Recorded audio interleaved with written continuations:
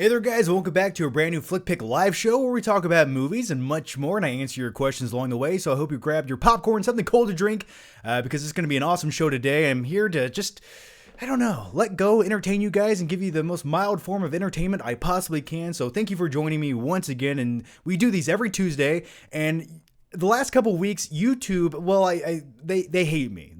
YouTube absolutely hates me. So if you guys could give the video a like, and also if you guys want to check out these live streams as soon as they go live so you can join in and ask some questions, make sure you click that stupid bell notification right there under the video. That way you get notifications when the videos go live. The last couple of weeks after I've made these videos, it took YouTube like 4 or 5 days to actually publish these to your sub box, so a lot of people miss them. YouTube likes to hide things. That's YouTube for you. But that's neither here nor there. The main topic I want to talk about today is a movie that I think we've all been waiting way too long to watch. It's been nearly 30 years. It's a movie that takes me back to a simple time, a happy time, just a childhood memory that I'll never let go. Ever since I was a stupid little kid, I used to go to the video rental store. And probably every other week, I would rent Bill and Ted's Excellent Adventure or Bogus Journey, one of those two movies, every other week at the video rental store. And those are just great memories I never want to let go. But now, who would have ever thought we're getting a brand new Bill and Ted film? And we got our new trailer today, Bill and Ted Face the Music. And I figured what I could do is we could sort of watch the trailer together. I'll stop along the way and give you guys some of my thoughts, my reactions, and sort of just review the trailer as I watch it with you guys. So that's what I want to do. I have a lot of thoughts about it. There's specifically one scene in the trailer that's it made me smile and laugh. So yeah, we'll answer questions as soon as we're done watching the trailer, and you guys can leave your thoughts, your opinions along the way. I'm so excited. This is what 2020 needed right now. Another Bill and Ted movie. Just make everything better. All right. Let's get this trailer ready to go. We'll watch it together. All right. I don't know what I'm doing. Okay, here it is. Let's watch the trailer.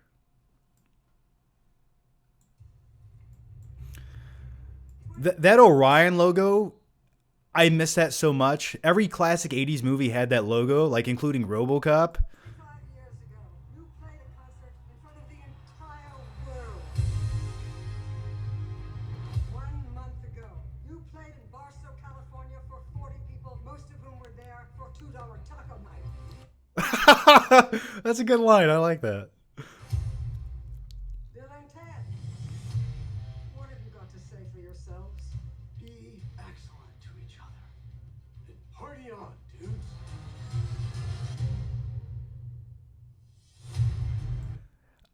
Is it me? I love me some Keanu Reeves, and the guy looks great. But he almost looks older when he doesn't have a beard. Like, he looks 30 years younger with the beard than without it. And Alex Winter, I haven't seen him in a movie in nearly 30 years. So once again, I'm so happy they're returning. It is unfortunate we won't see George Carlin return once again as Rufus, but hopefully they maybe have some kind of reference to him or a cameo, or maybe like he has a memorial in the future. You were supposed to unite the world and save reality as we know it. Bill, we've spent our whole life trying to write the song that will unite the world. Why can't we just go to the future when we have written it? Whoa, take it from ourselves. But isn't that stealing? All right, so let's stop here and talk about a few things. I love that concept. I like how they're going into the future just to take a song because they can't develop it right now. When I make YouTube videos, sometimes I imagine if I could just go into the future, have that video already done, take it and upload it. I'm like, that would be so much easier. So that concept sort of relates to me. And by the way, on a side note, Bill and Ted uniting the world with a song, isn't that sort of what we almost need right now? And also, the other thing that we need is a time machine. We need to go back and get out of 2020 and go back and fix something. I don't know what happened. I think Captain America forgot to replace one of the Infinity Stones. But yeah, just take me back to a happier place. And that's what this trailer's doing thus far. Let's keep going. How is that stealing? If we're stealing it from ourselves,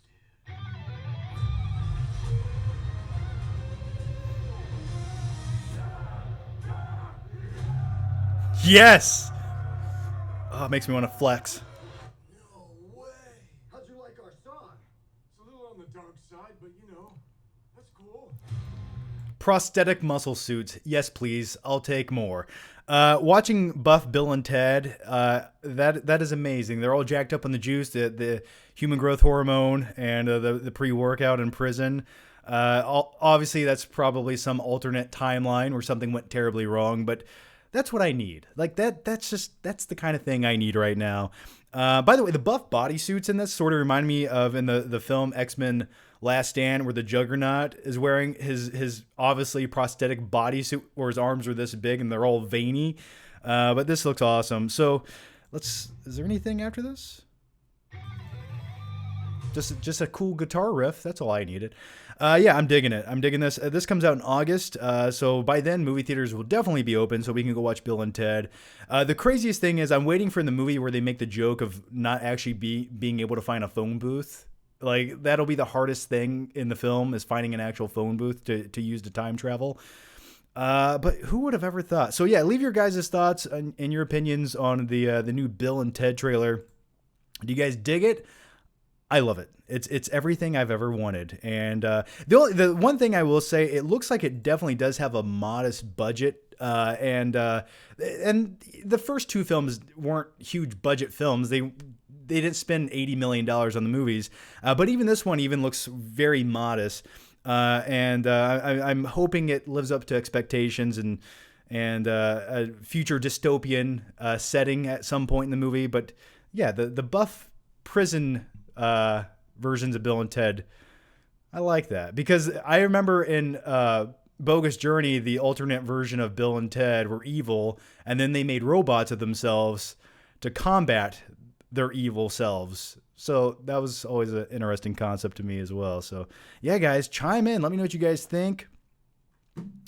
I'll answer some of the super chats and Streamlab questions in just a few seconds. Me in the 90s watching Bogus Journey, Bill and Ted get buff. Bill and Ted do get buff. They made some gains in prison, and just that speaks to me so much. The vascularity, the bicep definition, it's a dream come true. We're living in the darkest timeline. Looks like they're going to hell with death scene. Yeah, it does look like the kind of a hell apocalyptic wasteland with death at one point, which maybe they travel to right now. But yeah, and death does make a cameo in this film. So reminds me of when John worked out with the Bane traps. Well, thank you for that. Except I didn't have a prosthetic suit. All right. I want a prison-only Bill and Ted. That alone would be a fascinating movie to me. If the whole movie took place in prison with Bill and Ted, yeah, I would be okay with that. I feel like it can't be bad. I don't think it'll be bad. Even if it's bad, it'll still be highly entertaining and enjoyable because you have charismatic, likable actors like Keanu Reeves in the movie. And with all that, I almost need to go back and rewatch Bill and Ted 1 and 2. And maybe like do a review or a movie night or something to talk about those movies. Those are just pure nostalgic 90s movies that just give you everything you want. All right. Let's dive into some of your guys' questions here. Arthur Avila. Theaters in Cali are finally opening Friday. Yeah, I have heard that. A lot of theaters across the country are opening. The only unfortunate thing is that's cool that they're opening, but they're showing older films like catalog titles, which is cool if you want to go back to the theater. I want everyone to be safe when you go back to the theater. Don't let anyone sneeze in your popcorn. Maybe cover it up. If you can, wear a mask. I'm really curious to see, and that was going to be the second main topic of the live stream, was talking about returning to the movie theater, how to do it safely. And don't get me wrong, I want to go back to the movie theater. I want to go watch Tenet in the theater, in IMAX, as my eyeballs get immersed, and I just watch a film and escape from reality. That's what I want. I think that's what we all need right now.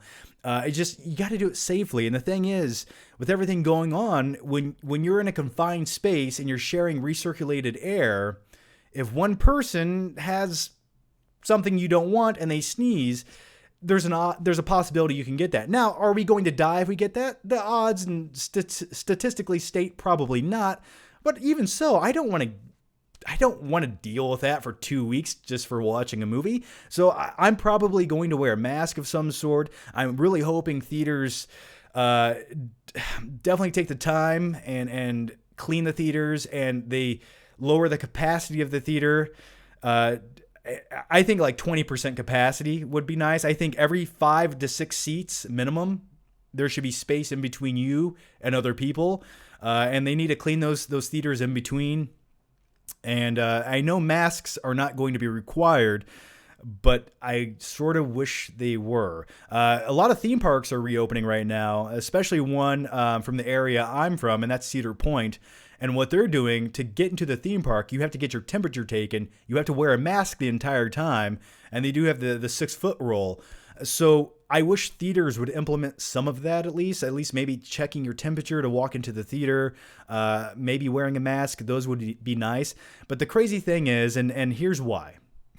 Money talks, right? So if you as an audience member go to the theater and you have to wear a mask, well, how are you supposed to eat the overpriced $87 large popcorn and $97 large drink if you have a mask on? You can't. So theaters can't sell you concessions, and theaters like money, maybe slightly more than they care about your health. So that's the predicament theaters are in. But you know what? I'm going to wear my mask. I hope others do too. And does that mean that you can't eat some popcorn? Yeah, you shove a little bit under the mask, you eat it. You're probably good to go. I just hope that they do clean the seats down in between. They do something to filter out the air a little bit better than they typically do. And I've been saying this for years and years. I worked at a movie theater for a couple of years right after college, and I was an usher at a movie theater. And I will tell you, movie theaters do not, if ever, movie theaters do not clean anything. As an usher, the guy who was supposed to clean the theater after people watched the movie, I usually had probably 5 minutes to clean a 300-seat theater. And when you walk into that theater and every chair is laced with popcorn spilled over, drinks spilled over, you have to mop things and get rid of popcorn buckets. I was told by a manager, if you can't pick up everything and throw it in a trash can, shove everything under the seat and push it back so you can't see it. And then later that night, janitors will come in and actually clean it all. But it's not really ever clean. It's never sanitized. If you could see the movie theater seats under a black light, you'd probably puke in your own mouth and never go in there again. I will tell you that. But yeah, with all that said, they're going to have to wipe these bad boys down. They're going to have to put some kind of disposable cover on top of them. I don't know. I really am curious to see how movie theaters handle the situation. But with all that said, I'm a risk taker. I'm a rebel.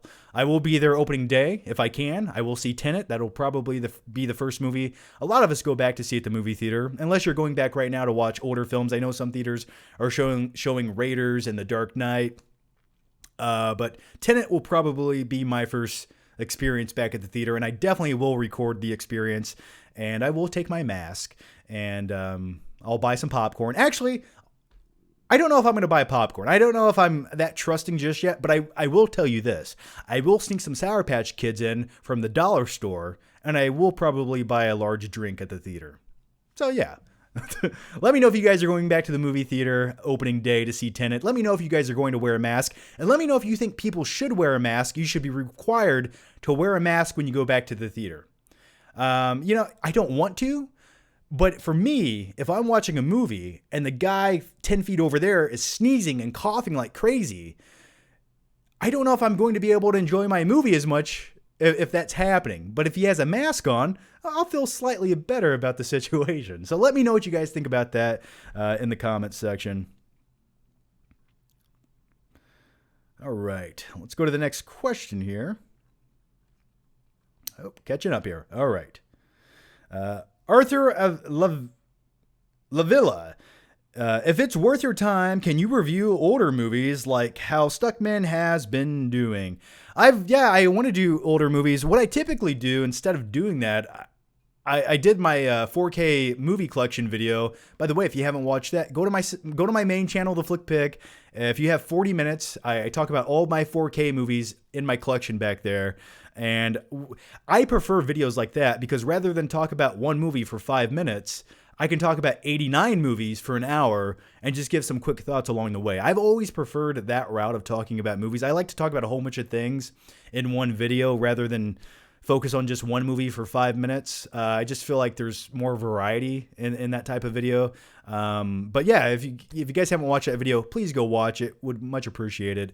I think you guys will enjoy it. And speaking of that, I will be doing... I'm probably going to do the last ever DVD movie collection video ever. The last one I did was probably a decade ago.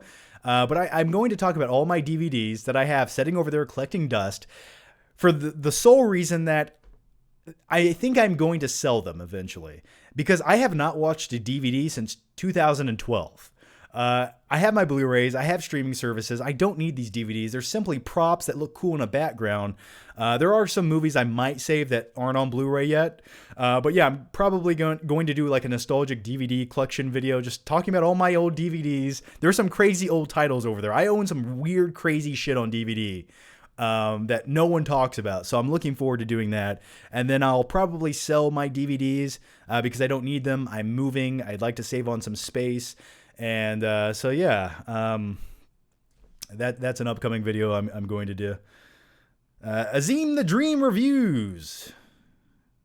John, this may sound silly, but to me, 13 Reasons Why, despite being rated, I cannot read. I feel like I need glasses. Rated TVMA, feels like a teen show. Cobra Kai, despite light eating, feels more adult. I got what you're saying there. Yeah, I get what you're saying. I watched 13 Reasons Why. I watched the first 3 episodes of the first season, and I just didn't care about anyone. It was like this dragged out, uninteresting show about characters that you don't like and don't care about. And I was like, why? What teenager nowadays records their memoirs on tapes?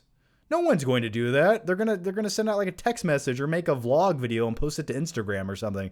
I just couldn't buy into it, and I didn't care about the outcome of it. But yeah, Cobra Kai. Oh yes, sweep the leg. Yes, Sensei. I love me some Cobra Kai. And Cobra Kai right now is not going back to YouTube Premium.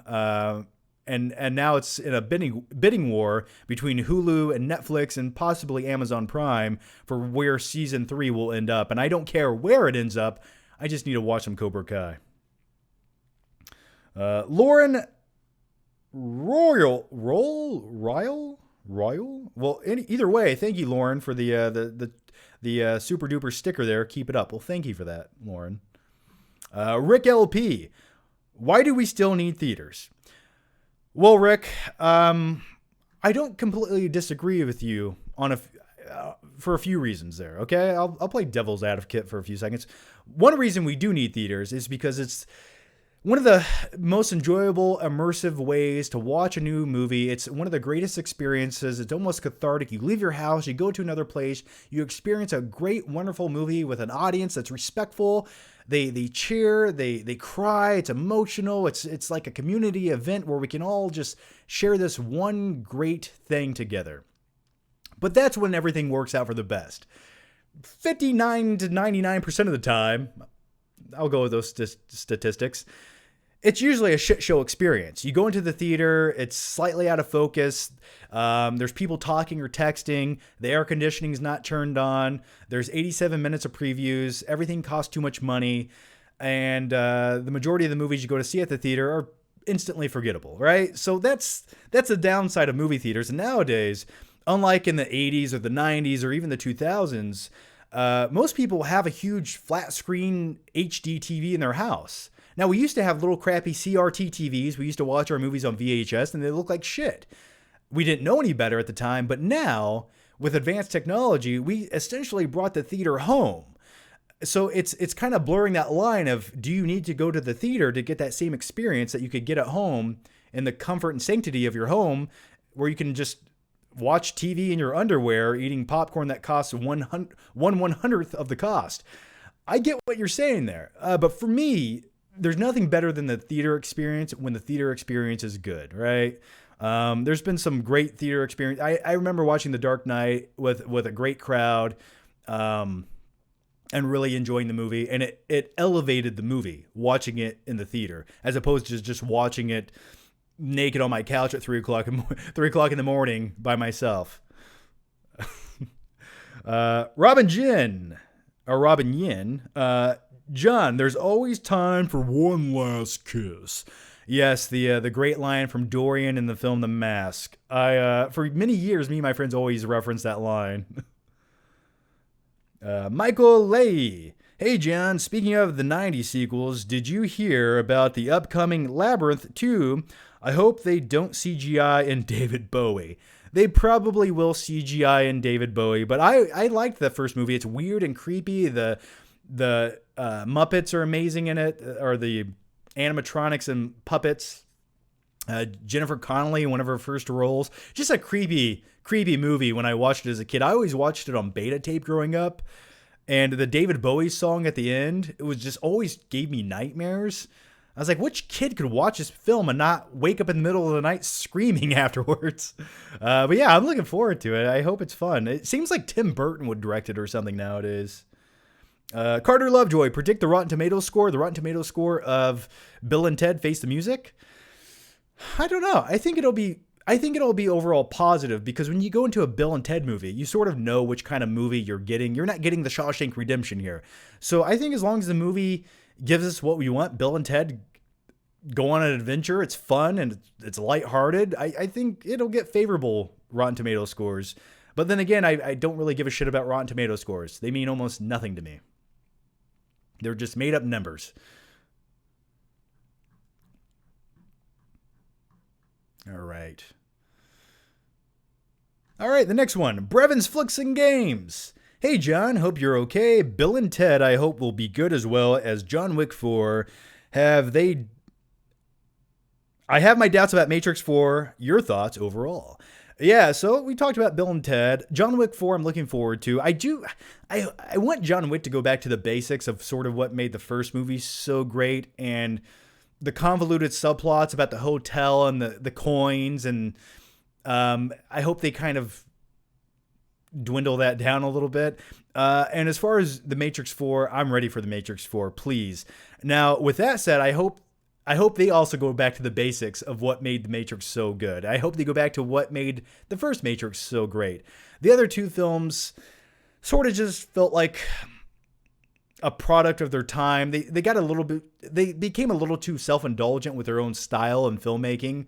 And I just want to go back to what made the first movie so good. So I've heard great things about the first Matrix. I've heard some weird theories that would just blow your melon wide open, but I don't want to spoil anything. But I will say, if just 5% of the things I've heard about the movie come true, it's gonna be what I think we've all been waiting to see when it comes to a Matrix sequel. Billy Gold, are you a fan of The Godfather 1 and 2? I do like The Godfather 2, I think, a bit more than the first one. I know if you're a guy who talks about movies on the internet, you have to say the Godfather films are your favorite films of all time. And I will say I respect the films. I think they paved the way for what a gangster film can be and elevated them to another level. And you had great Brando in those films. Marlon Brando. Just Tom Hardy is like the modern day Marlon. It almost feels like Tom Hardy sort of almost imitates Marlon Brando's acting style a lot. Maybe that's just me. But yeah, I like the films. I've never rewatched them over and over. I watched both films once. I own them on DVD back there. But yeah, I mean, I have nothing negative to say about those films. Cliff Boys. Hey, John, thoughts on The Haunting of Hill House? We watched it, or I watched the season of it. I liked it. I felt like there were some moments and some aspects of it they dragged out a little bit too much. I know a lot of people do love it. I didn't necessarily love it as much as I thought I would. I liked the ending episode. I liked the eeriness of it. I liked the production value, but I oddly did not love it as much as some other people did. Mr. Drown 73, thanks for the emoji with the hearts in the eyes. Thank you for that. I like that. Thank you. It made me feel wanted. Your name here. Hey, John, what are you doing to stay in shape at home? Thanks. Stay strong. You stay strong. Yeah, I made a video here on this channel. It's a vlog video from maybe a month or two ago. I showed my home gym. I made like a mini home gym in my apartment. So I occasionally do use that. Not as much as I probably should. I've sort of been lazy. I'm almost devolving back into like 2012 version of John. Maybe. I don't know if that's possible. I'd look like an alien addicted to heroin if I did that. But yeah, I occasionally do work out. I am moving next month. So I'm hoping to revamp my home gym or go to the gym a bit more once the gyms right now are technically open. I don't feel comfortable going there and like touching everything everyone touched and working out. It's hard to focus when you're like in someone else's filth, and I'm just sort of a germaphobe as it is. So I don't know. I'm sort of just waiting for the first wave of people to go back to everything public and see how that goes, and then I'll step in afterwards. Grim Silo, ever seen Wizard of Oz? Pure nightmare fuel. Oh, The Wizard of Oz 2. I know it exists. I want to say I saw scenes from it, but I don't think I've ever truly watched the movie. No, I haven't. But I do have the first Wizard of Oz on 4K that I have been meaning to watch. I'm curious how good it looks. The next one comes from Rando Commando 41. Have you seen the TV show Ozark? Thoughts? Oh, I love Ozark. I watched all 3 seasons. I will say, I want to say I enjoyed probably the first season the most. I always like the origin of a story the most. I always think it's the most fascinating. But my biggest complaint was season 3, other than the fact that Ozark has this overuse of a blue filter on their entire show. Their color grading is it's a little too blue. It's like when you turn the color temperature down on your TV all the way as low as it goes, and it just looks like a blue image. But yeah, I like season 3. But my biggest complaint was the brother storyline who shut up and they dedicated one too many episodes to him. And I was like, I kind of lost interest, but it's still a solid show. I much prefer Better Call Saul season 5. That is my recommendation to anyone who wants to watch a show. Better Call Saul is a better spinoff show than it ever needed to be. The next one comes from, if I can ever get to it, hang on, we're going to get to it. Azim the Dream Reviews. John, I'm getting very impatient waiting for Cobra Kai Season 3. I have nothing to talk about on my channel. What are your recommendations? Talk about some old movies, man. I don't know. That's what I typically do. Whenever I run out of shit to talk about on YouTube, I just whip out my movie collection, and I'm like, oh, I'll talk about 500 of these movies back here. And there you go. Talk about older movies. I don't know. But yeah, once again, looking forward to Cobra Kai Season 3. I need it right now. I sort of want to go back and rewatch Season 1 and 2. Obed Arzaga. You think Akira will finally be made? Maybe. Possibly. I don't know. That movie has been in development for 25 plus years. I remember originally they wanted to make... maybe it was in the early 2000s they were trying to make that. And then at one point, I want to say James Cameron may have been attached to it instead of Alita Battle Angel. He might have been part of Akira. I could be wrong in that. But yeah, maybe one day.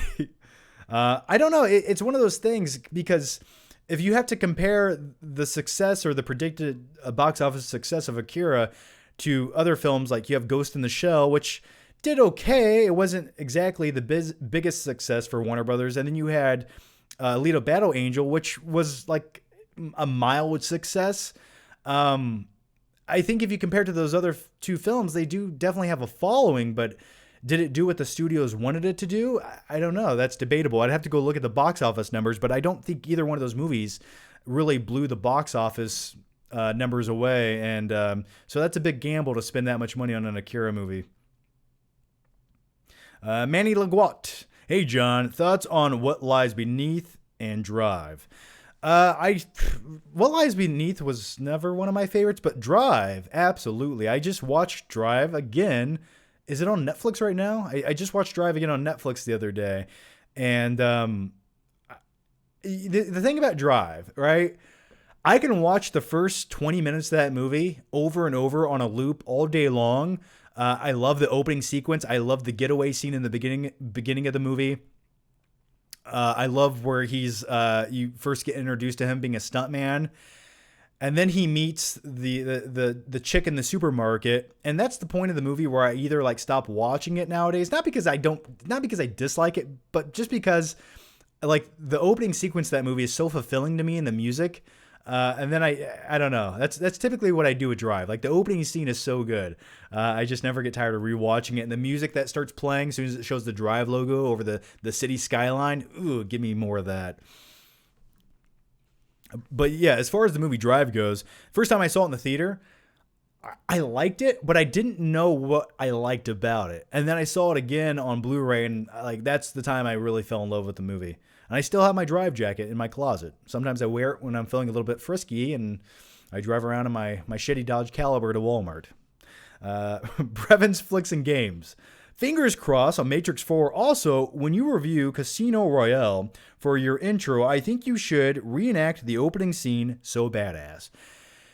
Yeah, except I'd probably die on the first jump from the crane to the structure being built. Well, that'd be kind of a difficult scene to reenact. Are you talking about the opening scene in black and white, where he kills the guy, he assassinates him? That could be doable.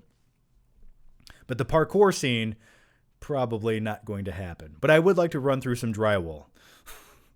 Off the Air, best PTA feature. What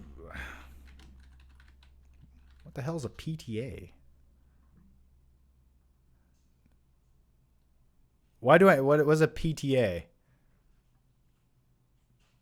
National Parent Teacher Association? What is a PTA? Why do I not know what that is? Let me know what a PTA is, guys. Maybe I'm stupid. Carter Lovejoy. What are your favorite movies to watch in the summer? My top 5 are Raiders, Jaws, Star Wars New Hope, Back to the Future, and I don't know what that is. POTC 1? Yeah, if I had to pick my summer movies, Jaws is obviously one of them. The Sandlot is another one of them. I think The Sandlot is the quintessential summer movie to watch, especially if you're going back to school. Like, watch The Sandlot. Watch The Sandlot. It'll make you reminisce about your life. Also, another great summer movie is Stand By Me. Like, I love coming of age films or coming to age films, and Stand By Me is definitely another one of those films where it sort of takes place like the last week of summer before they go back to school and they find themselves, and it's you never have friends like the ones you have when you're 12. Jesus, does anyone? So I'd probably go with those two movies. Rocky Balboa. Have you seen The Wiz with Michael Jackson? I have never watched The Wiz with Michael Jackson. I have not. I know he plays the Scarecrow. But that's all I know about the movie. I've never seen it. The odd thing is I don't know anyone who has.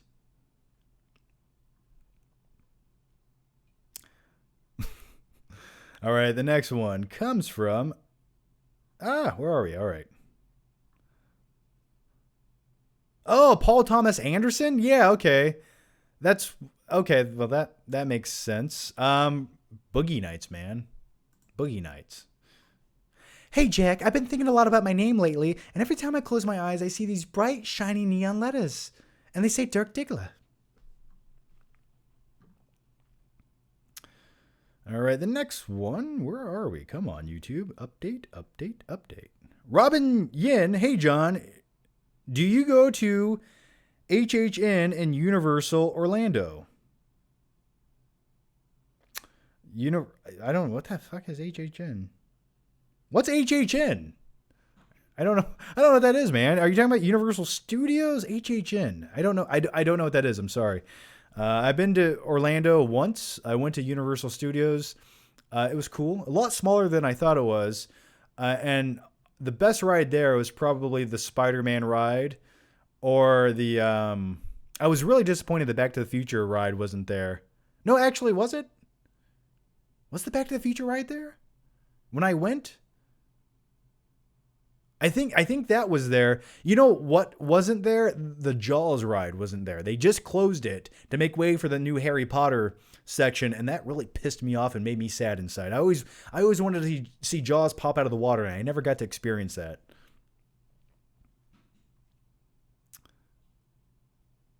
Oh, Pirates of the Caribbean 1. Yes, okay. Sorry. Yes, I do like. Yeah, the first Pirates of the Caribbean is still a great summer movie. I do agree. And that's the only enjoyable Pirates of the Caribbean movie for me. Cliff Boyce. Hey, John. I want to become a filmmaker. Any advice? I myself am not, I guess, a filmmaker. I'm a guy who makes YouTube videos. I would just say you got to start doing it. Start recording something. Make something that people want to see or have a unique voice, and just put it out there. You make a short if you can. And I think the easiest way to get into filmmaking, because it is a competitive market, is you need to go intern somewhere, get experience, go work on a set, be an intern, work for free, get any experience you possibly can, and make connections. Connections are how you make it in filmmaking. Sometimes talentless hacks make it in filmmaking because they have connections. Brett Ratner, for example. But with all that said, make connections, man. And if you have talent, put it out there for people to see. But other than that, I mean, make something. Go work on a crew. If you can't produce a film, make a commercial for someone. Make something corporate. Make it low budget commercial. Offer your services for free just to get noticed, and build up your portfolio. I hope some of that helped. But good luck, man. Brevins Flicks and Games.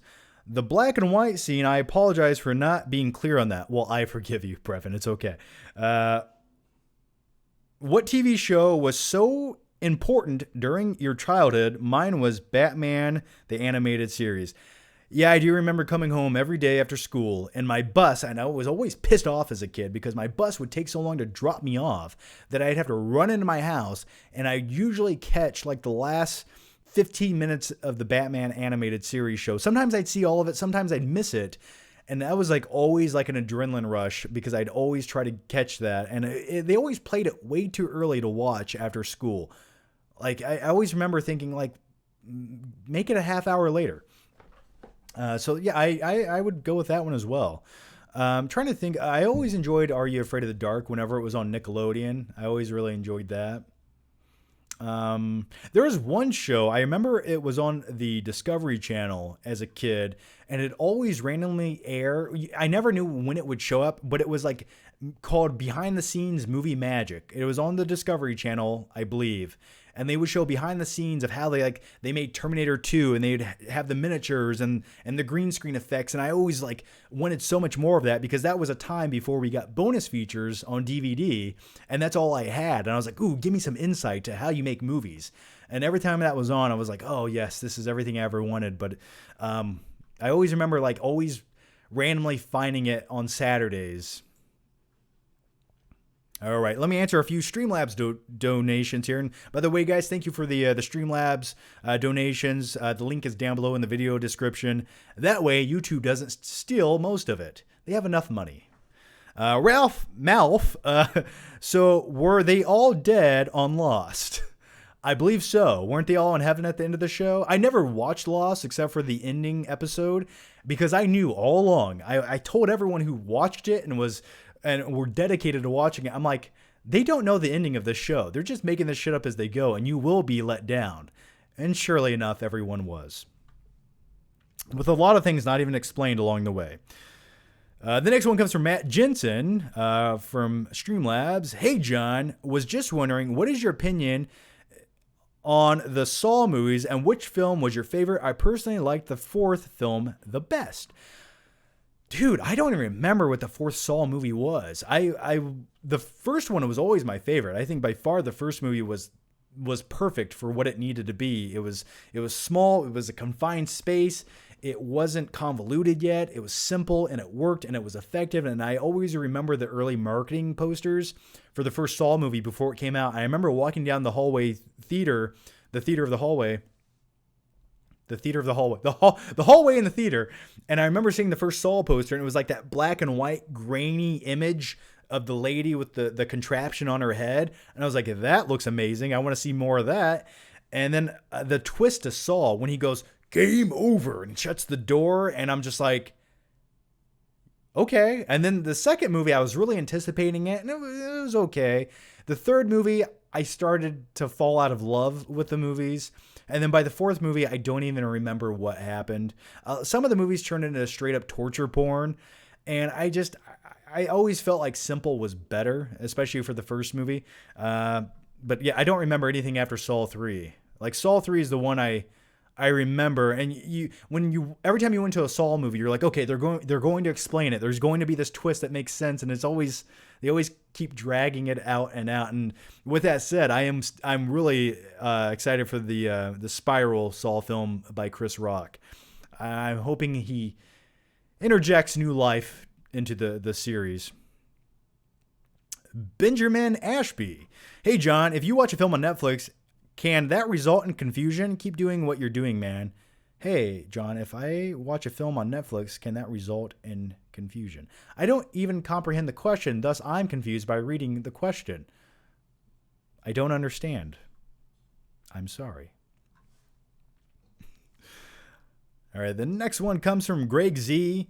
Did you ever see 2011 movie A Few Best Men about friends from London who go to Australia for a friend's wedding? If you haven't, I recommend it. It has a lot of visual comedy. Like slapstick or something else. Visual comedy. I think I know what you're referring to there. Yeah, I've never seen that movie. I haven't. What was the 90s movie with Jeremy Piven that they almost sort of based The Hangover on, where they accidentally kill a lady in Vegas and they try to hide her body? It's pretty dark. And then they chop her up. But either way, let's just keep going here. Goozer 15. Hey, John, we met at Notes from Melanie premiere. I told you I was a Patreon sub, but I bought a new TV and you had to go. But I bought a new TV and you had to go. I felt like a dick for saying I apologize. I'm back as a Patreon now. Sub now. Oh, okay. Sorry. Yeah, no problems, man. If you want to join me on Patreon, that's fine. I'm indebted to you for life. And if you ever want to leave, that's fine too. No hard feelings, man. Any support is much appreciated. And if you just want to watch my videos, that's fine too. Goozer, what was your real name? I remember meeting a lot of people at that. And yeah, let me know your real name, man. I think I do remember. Weren't you friends with another kid who made YouTube videos or recorded videos? But yeah. Isaac T. Is it T's? Isaac TT's? Hi, Jonathan. Would you rather have a GIF watching a film on TV series? Love the vids. Would you rather have a GIF watching a film on TV or a TV series? Would you rather have a GIF watching a film or a TV series? What the fuck is a GIF? What is a GIF? Like GIF popcorn? I don't know what that is. Is that like I don't know what a GIF is. I guess I'll go with the movie on that one. Jesus A. How did you Jesus A. How did you discover WWE? What are your favorite matches / superstars of all time? Yeah, so wrestling for me as a kid, I remember everyone I want to say I started watching it the summer before 5th grade, back in 1998. And I remember it vividly. Let's go back to 1998. I remember everyone in my class watched wrestling and I just wasn't into it. I was like, you guys watch wrestling? I was like, oh, what's that all about? So I remember I randomly tuned into Monday Night Raw and they were recapping the pay-per-view from the night before. And I think if it was any other match that had happened that they were recapping, I might not have started watching it or has been as entertained by it or blown away by it as I was. But they started recapping King of the Ring 1998. It was Mankind versus Undertaker in a Hell in the Cell match where he throws Mankind off. A tooth goes through his nose and falls out. Actually, it gets stuck in his nose. And I remember watching recaps of this as a kid thinking, this is the most amazing, brutal thing I've ever seen. This is like a live action movie come to life. And I watched the Monday Night Raw after that, and then I just slowly got hooked and addicted to it. And I sort of never stopped watching, except for, I would say in my teenage years, for probably like 3 or 4 years, I sort of didn't watch it at all, just because I was more into like my car and girls at the time in high school. But yeah, I still keep up with it to this day. All right, let's update some questions here. Come on, YouTube. Come on. All right, the next one. Ethan Holgate. Hi, John. So happy we're finally getting a Bill and Ted 3. Love how it's not trying to appeal to people nowadays. It's for the fans. Also, are you a fan of the legendary action director John Woo? I recommend Bullet in the Head and Hard Boiled, two of his best movies. I have seen Hard Boiled. Oh yeah, John Woo's he's awesome. When he, with everything except for Mission Impossible 2. But yeah, the John Woo movies are great. And as far as Bill and Ted not catering to like a wide demographic of people, Bill and Ted it's Bill and Ted. Like you can't change it too much or else it completely loses what makes it so great and magical. The next one, Jack Malloy. Hey John, what's your favorite drink and flavor of pizza to have with a movie? Well, nowadays I drink Zevias. They don't have artificial they don't have like artificial sugar like aspartame in them. I think they're healthier. They have stevia sugar in them. So I drink like the cream soda flavor, which I find highly delicious, but I also enjoy a Diet Coke every once in a while. Favorite flavor of pizza? I'm sort of like, I like a little bit of everything on my pizza. So I usually say like the deluxe or the supreme pizza. I like veggies and meat on my pizza. Also sometimes a barbecue pizza if you want to get a little bit crazy. I also like wings. I have to get wings if I eat pizza. So I hope I answered your question. Carter Lovejoy. What are your favorite? Oh, we answered that one. Okay, great. I caught up on all those. Well, thank you guys. Zaybeast Studios. What are your thoughts on The Disaster Artist? Also, who would you have cast as Tommy Wiseau if James Franco wasn't an option? Odd. I just actually watched The Disaster Artist on Netflix as well. Sometimes when I'm trying to fall asleep, I watch a lot of the same movies over and over again, and I find The Disaster Artist relaxing to watch. What do you mean? I have to show my ass to sell this movie, Greg. After watching it, I don't know who else could have played Tommy Wiseau as well as James Franco did. Like, he did a great job, and the prosthetics and his portrayal as Tommy Wiseau, I don't think you could have asked for a better interpretation of Tommy Wiseau unless you had Tommy Wiseau himself. I really can't think of someone who could have done a better job. I mean, I don't know, maybe Nicolas Cage, if you can get Nicolas Cage from 1995 and put a wig on him, but I don't think that would have been a better incarnation. I think that would have been just an entertaining version of Tommy Wiseau. Jermaine Defoe, hey, last week I traveled to Purbright and saw your face on a billboard. Keep doing you, King. What? Where the hell did you go? You saw my face on a billboard? What? Please further explain that. I need to know more info. Please, can you give me more info? Did you take a picture? Did some country overseas just steal my identity and put it on a billboard selling, I don't know, what, toilet paper? Car insurance? Oh, God. I wouldn't even be mad if they did, though. All right. Jack Malloy. Do you like the band Oasis? Also, have you seen any of these newer films in cinema? Queen and Slim, The Hate You Give, or Loose? I haven't seen any of them. I heard Queen and Slim wasn't as great as people wanted it to be, but I never got a chance to see it. I remember watching the trailer. But I just never got a chance to see it. The Hate U Give, I've heard is good. I haven't, the new Spike Lee movie. I haven't watched that either. So I just haven't watched them. I want to though. There's another movie on I want to watch that I never got a chance. It's Michael B. Jordan movie about the innocent guy on death row. It actually takes place in Alabama where I live right now, and I want to watch that. It's free to watch. I just been trying to set aside a time to watch it at night.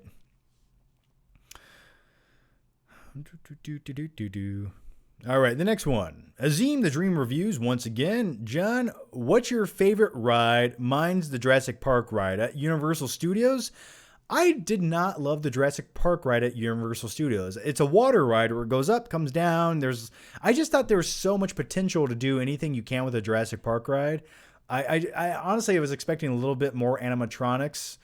And when it comes to like a Jurassic Park ride, the water ride is cool, but I think getting in one of those classic like Ford Explorer Jeeps on the track, not a Jeep, it's a Ford Explorer, on the track and actually going around would be really awesome as well.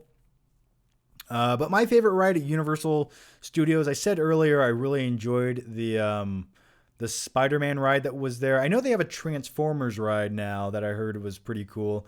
I liked the Mummy roller coaster at Universal Studios as well. Actually, the Harry Potter ride was really neat. That was one of the coolest things. And the Butterbeer that you can get at Universal Studios. But yeah, the Harry Potter ride was probably one of the coolest, unique rides.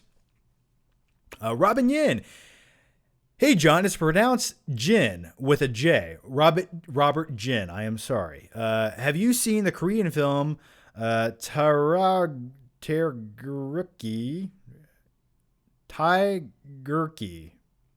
I know I didn't pronounce that right, and please forgive my sins against humanity. I highly recommend it. It's a Korean Saving Private Ryan. Okay. You sold me with that. That sold me. That tagline you said right there, that sold me. Yeah, it's a South Korean film, I assume. South Korea, they put out some pretty fucking awesome movies. If you have movies like Parasite and Oldboy are probably two of my favorite foreign films I've ever seen. And both always have great twists that are just, they blow your hair back and they don't hold back. That's what I like about South Korean films, is unlike Hollywood films where they sort of want to cater to everyone and water the film down to appease everyone. South Korea doesn't give a shit. They're like, we're going to make the movie we want to make because we're allowed to make it that way. And that's what I like. And I want to see more films like that. Goozer15. My name is August. I go by Gus. I'm buddies with Stuckman. I'm touted as his first YouTube fan. Found your channel years ago through him, and I've been a big fan of yours ever since. Well, thanks, Gus. Much appreciated, man. And thanks for watching and sticking around for so long. And thank you so much. Thanks, man. I feel like I need to give... every time someone tells me that, I feel like I need to give you a hug, but I just can't. Brevin's Flicks and Games. How often do you keep in touch with Stuckman? I tell him... I said hi, and he's awesome. It's great chatting with you every week. Thanks for the support. Occasionally, we text on Facebook every once in a while. I'm doing my thing. He's doing his thing, and that's life, you know. And we don't live near each other, so. Satin the Hog. I saw the billboard as well on the Vine. It's true. You are an icon on the movie front. Never seen a film. On the movie front, never seen a film. What the fuck what is this billboard you're talking about? Someone, please tweet me an image of this billboard. Please, I don't know what you're talking about. So tweet me, what the fuck is it called? Tweet me at the Flick Pick, whatever you're talking about. Please give me more information on this. I would love to know. Is on the movie front, never seen a film. If there's a film I've never seen, I mean, there's tons of movies I haven't seen. There's thousands of movies I haven't seen. Is there a movie I specifically want to see that I haven't? I get recommendations all the time, and it's almost overwhelming at this point in life. Is there a movie I want to see that I haven't? Everyone always tells me to watch... Maybe this is a random one. My friend Matt always he loves Exorcist 3. He says it's a great film. Maybe I should watch Exorcist 3. That's one movie I've never seen. Maybe that. Jesus Alfaro. Hey, John. I meant to say my birth year is 1998. Oh, that's the year of the Godzilla movie starring Matthew Broderick. Broderick. Yeah. You forgot to answer two of my questions. Would you pay for 4K slipcovers? Probably not. I wouldn't. I just get the movie with a slipcover already. There's a site you pay for 4K slipcovers since you really wanted Man of Steel on 4K, but there's no slipcover. Yeah, Jesus. I call you Jesus. Yeah, I think I answered all your questions, man. I'm going back looking. I think I did. Now, I wouldn't buy slipcovers just out of principle. I do not do that. The movie should come with a slipcover. I shouldn't have to pay an upcharge for a slipcover. And what you do is if you buy a movie and it doesn't have a slipcover, next time you go to the store and there is the movie with the slipcover, you can always buy another movie, put that old slipcover that you didn't get from that movie and put it on top of the new movie and go buy it. It's not stealing. It's owed to you. So it's just a piece of paper. 99.9% of people don't care about it as much as we do. If you go watch my Black Friday videos from the last few years, you guys know what I do for slipcovers. All right. Looking for a question that I was told I missed, but do not see that I actually missed the question, but I will keep searching during the break of the video to make sure. All right, let's answer some more questions here. Mr. Drown73, I've been drinking a bit, so forgive me if I missed it, but hopefully you saw my other donations. If not, it's all good. Stay safe and healthy, and have a good day, John. Yeah, I'm looking back here. Sometimes YouTube does not update me on things, which is unfortunate, and I'm looking, but I will double check and make sure I didn't miss anything during the break, guys. I promise you. So yeah, let's keep going here. Answer some other questions. Come on, YouTube. I hate YouTube. It never updates as quickly as it should. Come on. John is an alien overlord. Thank you for that.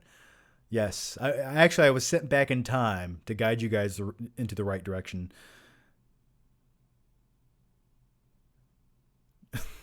Very sexy man. Azim will make John a millionaire. Nice. All right, guys. I'm going to take a quick break. I'm going to refill my drink. If you guys want to get some more popcorn, do what you got to do. I'll be right back in a few seconds. Let me try to look for these questions, but feel free to leave more questions. I will dive into them. I will attempt to find the ones that I was told I missed. Or if you guys can retype them right now. If you donated something, please type them right now. I will double check again. But either way, I'll be back in just a few minutes. Don't go anywhere. I'll be back.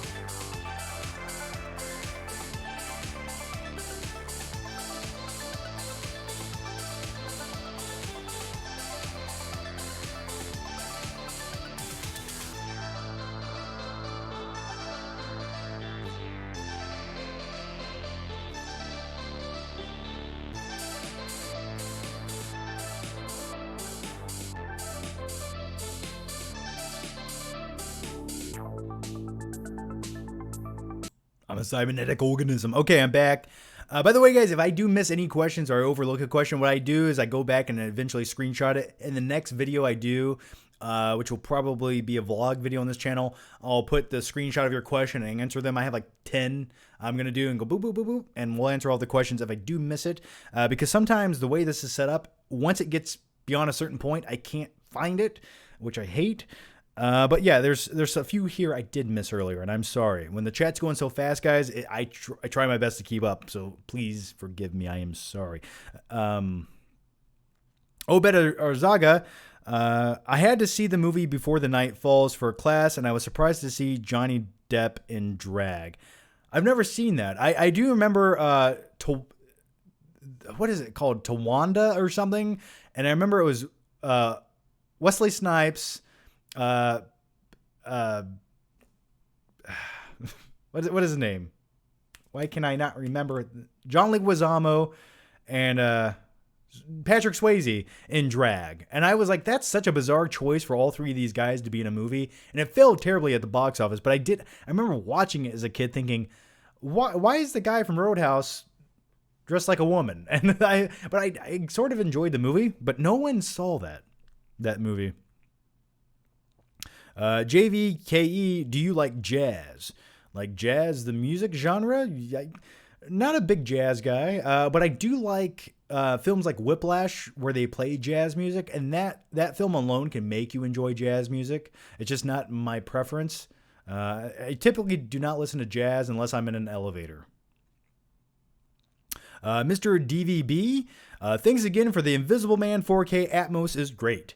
Well, you're welcome for that. Yeah, I did a giveaway of 3 copies of the Invisible Man on 4K last week, and announced the winners on Twitter. So yeah, thank you guys for entering in, and I hope you guys that won enjoy the movie, and I will probably do more giveaways any chance I can. Anytime a studio gets in touch with me and they're like, oh, we want to send you, by the way, speaking of movies, they're like, we want to send you Pretty in Pink on Blu-ray to talk about. This is the new edition of Pretty in Pink that was sent to me.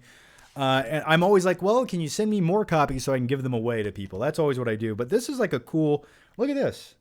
It opens up. Pretty in Pink wasn't one of my favorite John Hughes films. It's probably one of my least favorite. I don't think it's a bad movie, but Molly Ringwald and what's the other dude's name? I never remember. Yeah, I always remember like this being one of my least rewatchable favorite John Hughes films. Like everything else was great, but this, I need to go back and revisit this. And also, a studio sent me, and I've never seen this, and I don't even know why I said I wanted it, but I was just in the mood for some John Travolta. It's John Travolta and Urban Cowboy. Am I going to watch this anytime soon? Probably not, but it's out on Blu-ray. And if you guys like the movie Urban Cowboy or have seen it or think I should watch it, let me know. Mick CV. Disturbing movies affect you at all or you don't care? Disturbing movies, do they affect me? No, I'm pretty numb to everything right now. I mean, if you grew up or if you've cruised the internet on the dark side of the internet late at night and you've seen some crazy shit happening, I don't know, you kind of just become numb to it, which is not good. It's not good. But disturbing movies, though, they do make me think, especially movies based in reality where real life crazy events can happen. And you sit there and think and ponder to yourself, like, that's happening somewhere. That's affecting someone. Someone lived through that situation. And then every time I watch a movie like that, I try to put myself in that situation and think, like, what would I do? And like, just to make a lighter note of it, like, watch the movie Silence of the Lambs. Watch that movie, right? And then put yourself down in the well, Buffalo Bill's well, and just imagine yourself in that situation. And when you watch movies like that, that's what you should do, because the movie just gets that much more intense and immersive as soon as you do things like that. And that's what I try to do with most movies. It's just like a different experience when you truly watch it like that. Hey Zeus, hey Johnny boy, would you watch New Japan Pro Wrestling? Japanese wrestlers beat the shit out of each other with their hand chops, elbows, and heads. Also, thanks for mentioning 1998 because that was the first year. I don't watch New Japan Wrestling. I watch a little AEW occasionally and WWE, but right now, since everything's going on with the epidemic, the shows just aren't that entertaining to me. For me, I like going to live wrestling events. That to me is more enjoyable. Like a pay-per-view is the ultimate to go to because they don't have commercial breaks in between. But yeah, I actually what year is it? Earlier in 2020, we actually went to SmackDown and Raw and back to back, and that was pretty cool. Oh man, I'll just say Big Willie Poppy 5000 Gut Buster. Have you watched Casa de Papel?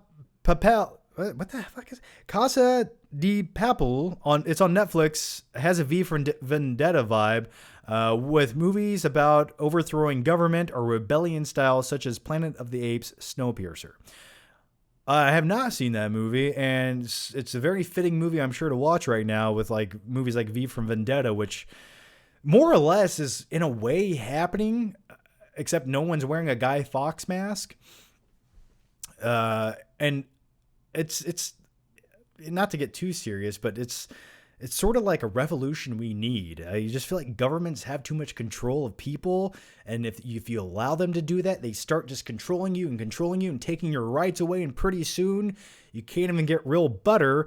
So yeah, I haven't seen the movie. I don't want to go off on a tangent, but V for Vendetta, I want to go watch it right now. All right. I think I answered all these. All right. Manny Lawat, do you own Idle Hands on Blu-ray or DVD? I don't believe I do own Idle Hands on either Blu-ray or DVD. I have seen Idle Hands, and I always thought it was like, it's kind of, what a great concept for a movie, right? It's just like you can't control your hands, and sometimes people can't, and you go into a rage, and then you, yeah, I don't own either, though. Gavin. Hey, John. Favorite Game of Thrones character and episode? Huge fan. Probably Tyrion Lannister. Peter Dinklage is by far my favorite character in Game of Thrones. Yeah, absolutely. Probably the best character. Also the Mountain. Not the Mountain. The Hound. The Hound is probably my second favorite character. Especially the one scene where he's eating chicken. He's just eating chicken before he beats up all the guards. I really enjoyed that. And Game of Thrones character and episode. Which one is my favorite episode? I don't know if it's my favorite episode, but it's probably my favorite scene was Battle of the Bastards. That was probably the coolest action sequence throughout the entire series of Game of Thrones. And the crazy thing is, years ago in 2014, before I started watching Game of Thrones, I was a little bit late to it.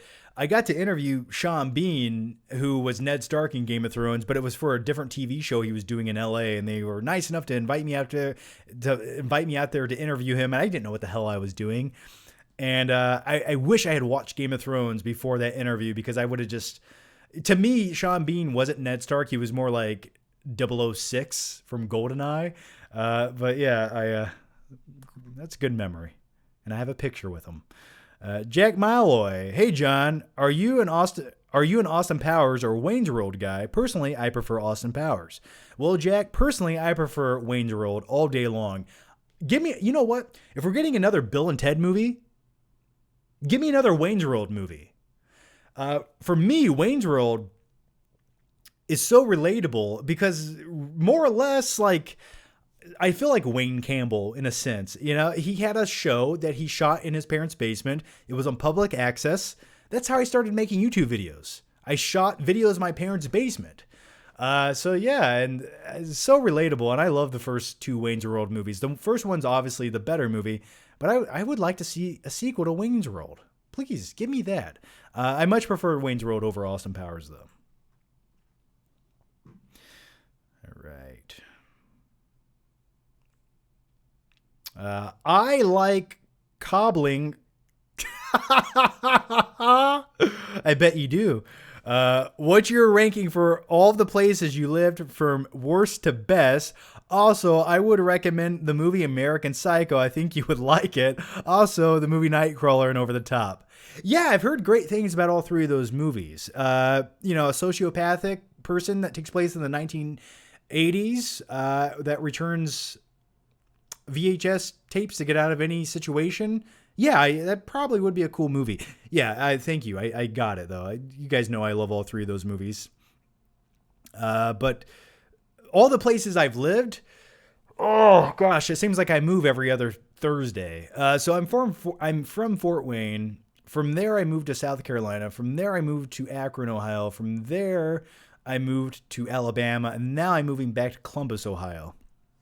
So if I had to rank the places, they all have their ups and downs. When you live somewhere so long, you sort of get bored of it. Where I live now is super convenient. I'm a simple guy. I have simple taste, right? If you put things to do in a close proximity, like you have a Walmart, you have a movie theater, you have restaurants, you have a few other things to do, like putt-putt golf or something along those lines, I am content. So where I live now is fine. Where I used to live in Ohio, that was pretty cool because I got to go see screenings of movies, and it was like 40 minutes away, which was convenient. Now I drive like 2 hours, but that doesn't really matter because theaters aren't open yet. So to rank them all, I don't know. I would probably never go back to my hometown just because there's just no reason to. But I am looking forward to moving to Columbus because it's a big city and there's a ton of cool things to do, and I'm looking forward to it. And maybe we can make some really cool flick trip videos and find some little hole in the wall places that sell like used media. I'm looking forward to it. Luke. Hey, Ron. Wife hates me and my kids left. What film is this?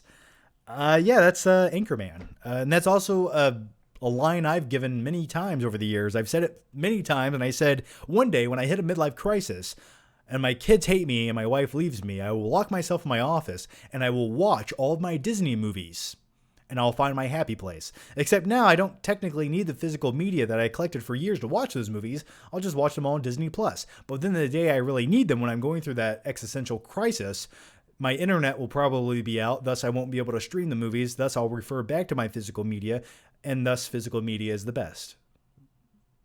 I don't even know what we were talking about right there. Lauren Ruyo, is it Ruyol? I'm sorry, Lauren, I can't read, but thank you. Lauren asks, your thoughts on The Witcher? You're welcome, Sylvia. Listen, everyone told me to watch The Witcher. I watched the first episode. Henry Cavill looked cool as like the magical sorcerer with the white hair. Amber watched the show. She enjoyed it. But for me, it's like, and this is such an unfair comparison. I know this, but for me, when I watch another fantastical, fantasy show, I'm always going to compare it to Game of Thrones. Maybe not Game of Thrones season 8, but Game of Thrones. And then you watch something like Witcher and you're like, oh, this is a sufficient show that's entertaining. It's just not the same, right? So maybe one day I'll go watch and I'll just binge watch the Witcher when I have nothing better to do in life. I never got around to watching all of it. Maybe I should. But here's the other thing though. Sometimes if you want a true vibe of how great something is, usually when something comes out, there's a lot of hype and people are like, oh, it's great, go watch it. Let that hype die down, give it 6 months to a year, and if people are still talking about it or referencing it, then it's probably like, oh, that show actually resonated with people and it's awesome. And I don't know anyone who's really talking about The Witcher 6 months after the fact. I mean, I don't know. Maybe I will. Roman Bryant, how is Tiny Todd? Tiny Todd is still rotting in hell. I don't know. Maybe I can bring back Tiny Todd. Jack Malloy, you missed 2 of my questions. And do you like the band Oasis? Oasis, yeah. Why does that... Let me look them up. The 90s. No, they're older than that. Okay. Oh, the English rock band, yes. Don't Look Back in Anger, Wonderwall. Yeah, I do. Okay, yeah. I'm sort of like, when it comes to like classic music, I'm sort of like a fan of like 80s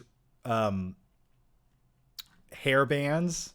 That's just like my thing. Or like 80s rock music. Something about that sort of music just always puts me in a happy place in life.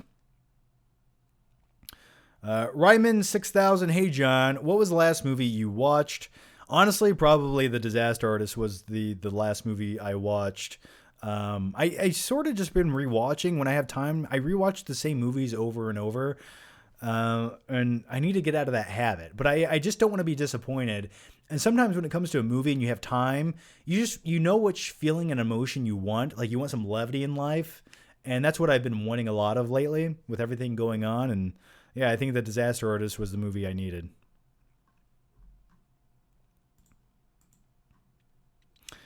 Sorry, guys. Waiting for YouTube to update there so I can answer your questions. Thoughts on Avatar The Last Airbender from Dink Dylan. What a cool name. Avatar The Last Airbender. Saw it in the theater. Well, I saw 49 minutes of it in the theater, and I went to the movie with one of my good friends who liked the animated series, and he was looking forward to the movie. And then like 30 minutes into it, he looked over at me and he's like, This isn't right. This isn't right. And I was like, oh yeah? I was like, it sucks, I know, but this like, you don't like it? He's like, no, let's leave. And we left. Those are my thoughts on Avatar The Last Airbender. Dink Dylan, I was watching Back to the Future the other day, and for some reason, I couldn't stop seeing a resemblance between you and Biff, that's all. Slight resemblance between me and Biff. Hey, butthead. Yeah, I could probably do a Biff, cut my hair a little bit shorter and kind of do this.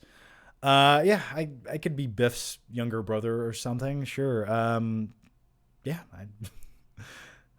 Make like a tree and leave. All right. Actually, he says make like a tree and get out of here. Can't misquote Biff Tannen. Lucas Bernowitz. Best Lord of the Rings character. Gollum, by far Gollum. My precious. Yeah, I'm not even going to do a Gollum impression. It'll look like I'm having a stroke, but by far Gollum was the creepiest little slimy bastard you could ever encounter. Jack Malloy. I haven't seen all of Wayne's World, so I don't really have a say yet, but I am watching the first film now for the first time, and I really am enjoying it so far. Live in the now. Oh yeah, dude. Wayne's World is like, it gives you all those same vibes and emotions that Bill and Ted does, like that throwback to the early 1990s. It's like a product of its time. It's just a movie that it just is what it is, right? It doesn't try to be anything else. It just has fun. Yeah. I'm going to go watch Wayne's World. Just talking about these movies make me want to go watch them.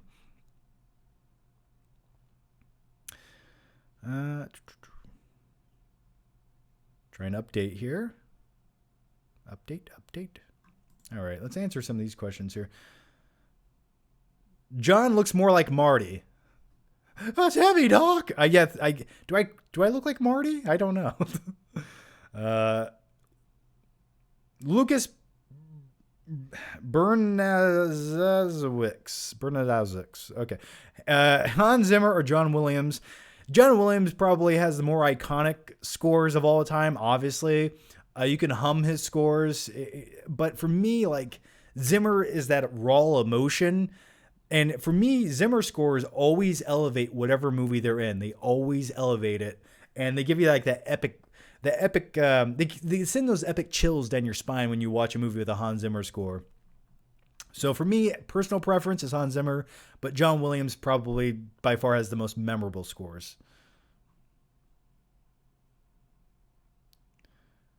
John, when are you giving out codes? I don't have any codes to give you, but over on Patreon and for YouTube members, I will be sending random supporters Flickpick stickers. Check that shit out. You can peel it off, stick it to your forehead, stick it to wherever you want. I don't care. Stick it somewhere. Stick it in a public restroom. Whatever you want to do. That is your right. That is your freedom. But yeah, really cool stickers of the Flickpick logo right there. I will be giving these away on Patreon, and if you're a YouTube member, I will be giving you guys one of these. So yeah, Mr. Drown or If you're joining me now, if you're a YouTube member, if you're a YouTube member right now, ask some questions right now. I'm going to dive into those. And that way I can see your highlighted name on the chat stream if you're a YouTube member, which makes life so much easier. But I'll also be giving those away. I'll send you guys like one of my business cards. I can sign it. I don't know. What else can I do? But I can mail those out to you guys. And that's what I want to do this month. That's just a small token of my appreciation. John Gomez. John, have you seen Heavyweights? Underrated Ben Stiller comedy. I love it. Yeah, we talked about that last week. What is this? A deli meat? Ben Stiller, one of his most underrated performances. Every time I watch that movie, I want to eat junk food and then drive go-karts. Azim the Dream Reviews. Thank you for the super chat, Azim. Much appreciated, man. You're too generous. John, if Jurassic World Dominion is meant to be a movie, Colin Trevorrow always wanted to make it. Why'd he leave after Jurassic World? And also, are you confident in him for Jurassic Dominion after seeing his vision script for Rise of Skywalker? Okay, I know you had to phrase that differently to fit all the text in the box, but it literally hurts my brain to try to figure it out. Okay. Colin Trevorrow, I don't mind him leaving. I was not a fan of Jurassic World. I thought the script, the direction of it looked like a first time. That was his first big budget film. He was directing an indie flick before that. And you can tell with some of the filmmaking that he did in Jurassic World, it was very standard. It was very just by the numbers. It was safe. It didn't have a stylistic tone to it that was that impressive. It sort of just felt locked down and safe. I just feel like these films need a director with more experience in big budget filmmaking with larger visuals. Why did he leave? I don't know. The movie made a lot at the box office. Wasn't there an issue with the studio not being happy with the overall movie though? I don't recall. And as far as his Rise of the Skywalker 4 script, was it any better than the movie we got? Maybe, maybe not. But I don't know. Could it have been any worse? That is the question. So let me go back to your question here, because let me leave Jurassic World. Are you confident in him? Oh, Jurassic World Dominion. No, I'm really not confident in him as a director, to be honest with you. I'm hoping Jurassic World Dominion is awesome. I'm looking forward to it. I just hope it has its own flavor and style that's different than what we've been getting with these very overly blue saturated looking Jurassic Park movies. Like the Jurassic Park movies, or at least the first one, it's blue looking. Like it's very bluish looking, and even the shot composition, when you compare the look of it, it doesn't look better than the original Jurassic Park. It just doesn't have that same scope. But I am looking forward to the movie. I like dinosaurs.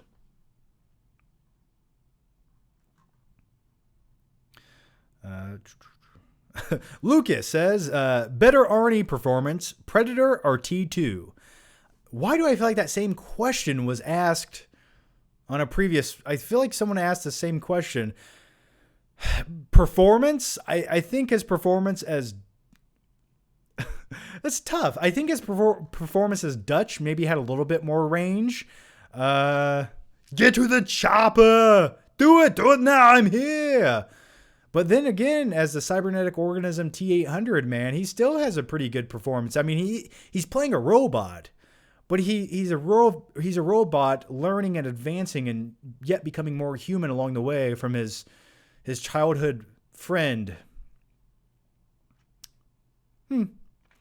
For me, my personal pick would probably be T2. For me, that is an emotional movie by the end of it. Because when he goes down into the melting steel and he puts his thumb up, every dude, a tear trickles out of your eye. Or at least for me, it does. Thoughts on The Dark Knight Returns? I like the animated movie. I watched it years ago. Really enjoyed it. I wish we would have got more of that in Batman v Superman. A little bit more of that vibe in the movie. Like there was some there were some throwbacks to it, but I wanted more of what that actual storyline had. Azim the Dream reviews. Colin Trevorrow did direct Battle at Big Rock. You're right, he did. Indeed, he did. You know what? Maybe he's gotten better as a director. His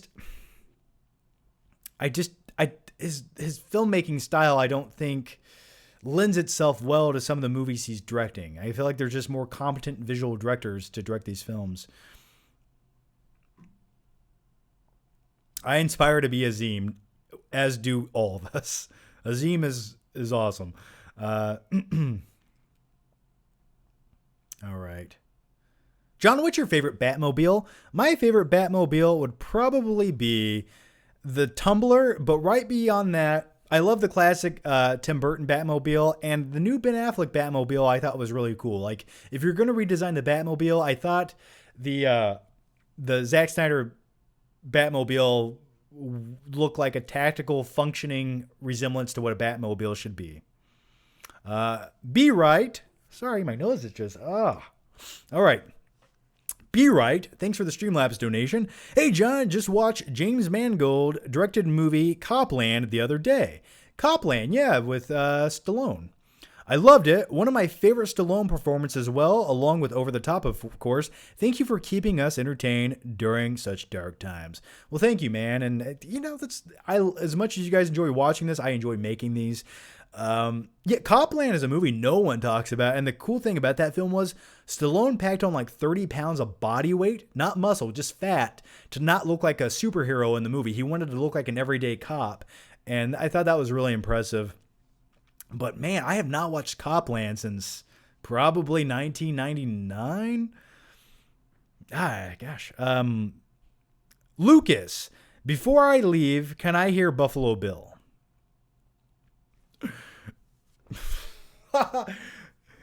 It puts the lotion in the basket. It puts the lotion in the basket. Lucas. Okay, let's just keep going. Dink Dylan. Now that Cobra Kai is not going to be on YouTube, where do you think season 3 will end up? We actually talked about that a little bit ago during the live stream earlier. I think Netflix, if Netflix is smart and they have more money than they know what to do with, Netflix should buy the rights to Cobra Kai, put season 3 over there. It's a win-win. Why would you not do that? But if they don't get it, I could see Hulu. I could see Hulu really needs it. Hulu needs more shows. And Amazon Prime also really needs it as well. But I don't see how Netflix couldn't win the rights to it. They just have unlimited amounts of money. All right, the next one, Matt Jensen. Thanks for the Streamlabs donation, Matt. Hey, John, what is your opinion on Tobey Maguire as an actor? I think he had a great performance in the movies Pleasantville and Brothers. Yeah, I actually remember watching Brothers in the theater, and it was okay. I just sort of remember being like an instantly forgettable Jake Gyllenhaal Tobey Maguire movie. Pleasantville, watched one time, don't remember a lot about it. What was the other film he did with Michael Caine? What was that? Cider House Rules. I liked him in that movie as well. I like Tobey Maguire. Like he's had a lot of like personal issues with studios. At one point, he wasn't going to play Spider-Man, and he demanded more money because he said his back hurt.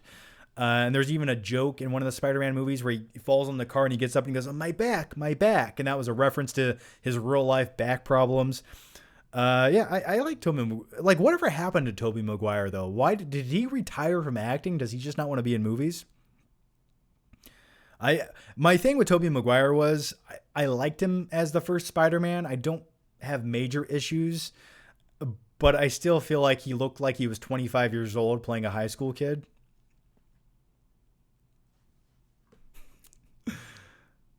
All right, the next one, scrolling through here. I do not want to miss any of your questions because it makes me feel like an asshole.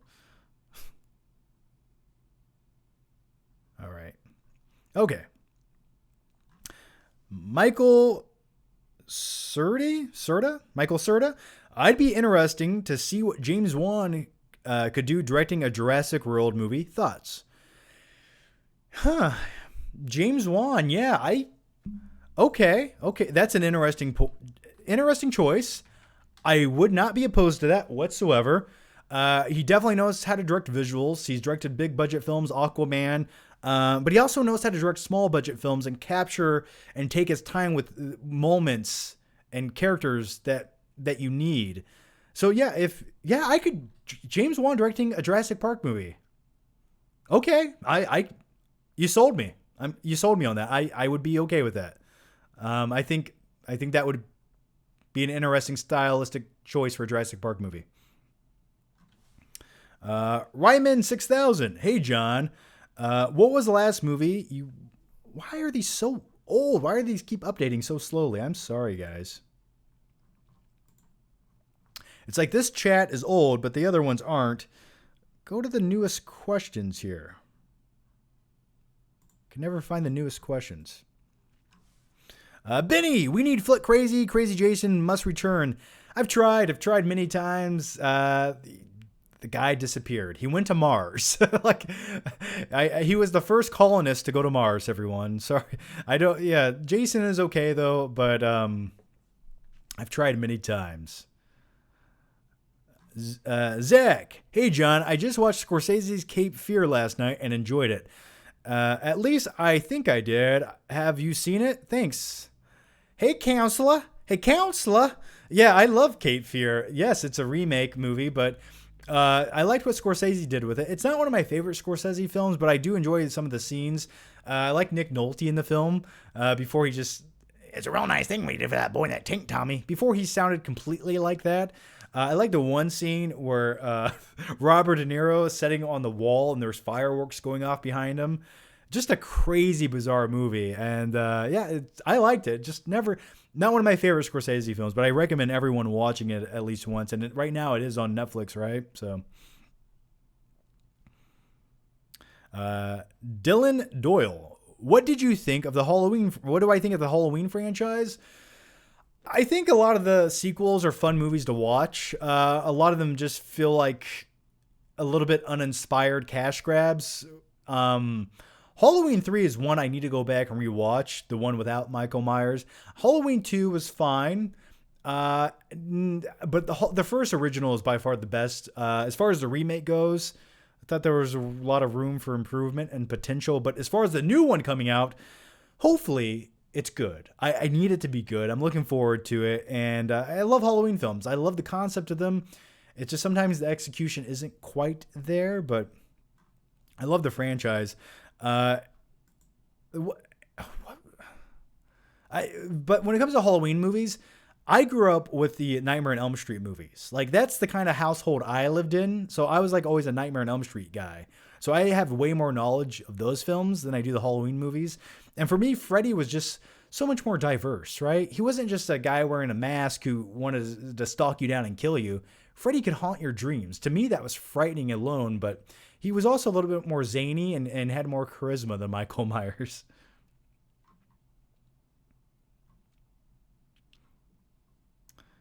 All right. Oh, the chat's finally updating after 20 minutes.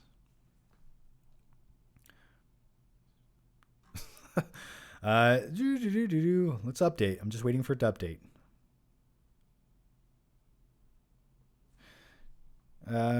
Have you seen Chinatown? Yes, I have seen Chinatown. John, have you seen new pics of the Batmobile in the light? It looks awesome. I made a video all about the Batmobile months ago. I've seen that they put out like a picture of the toy that you get a full conclusive look at, which was pretty cool. I mean, it looks fine. It looks like a Batmobile that would exist in that version of Batman's universe, and that works for me. Okay. Ben Haywood, have you seen This Is England? I have not seen This Is England. I don't even know what that is. What is This Is England? Yeah, I don't know what that is. Is it good? Let me know some insight. Give me some info on it, man. Scrolling back up. I'm trying to find some other questions here. Mr. Drown says the last movie he saw in the theater was Endgame. Yeah, well, that's crazy. That's the last movie you saw in the theater? Whoa. Not a bad way to go out, though. Not a bad way to go out.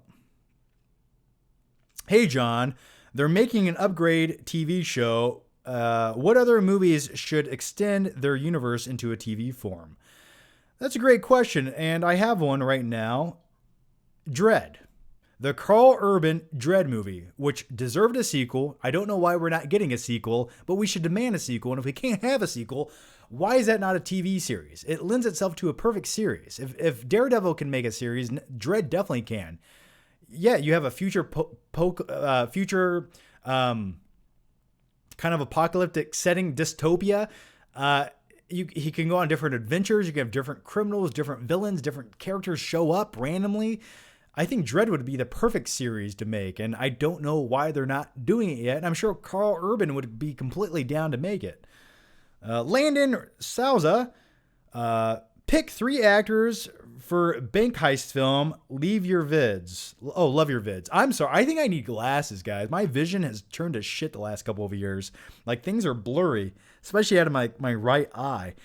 Maybe I'm having a stroke. I don't know. Pick 3 actors for a heist film. Ooh, okay, let's think here. 3 actors for a heist film. Maybe Christian Bale, Tom Hardy, and why do I want Nicolas Cage in it so bad? Why do I feel like I want Nicolas Cage in the movie? We'll go with those 3 guys. ZB Studios.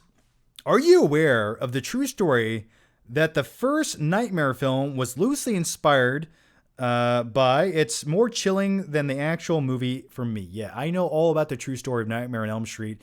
What happened was in the early 1980s, late 70s, there's actually a report of a kid who said he was having night terrors and he would stay up all night. He had a coffee maker in his room, and then he actually died in his sleep, and that's what they loosely based it on, which is terrifying. And I believe there are several accounts of the same thing happening. Azim the Dream Reviews. John, Cobra Kai confirmed at least 6 seasons, and Jurassic World Dominion confirmed new post-series. I'm excited but worried at the same time.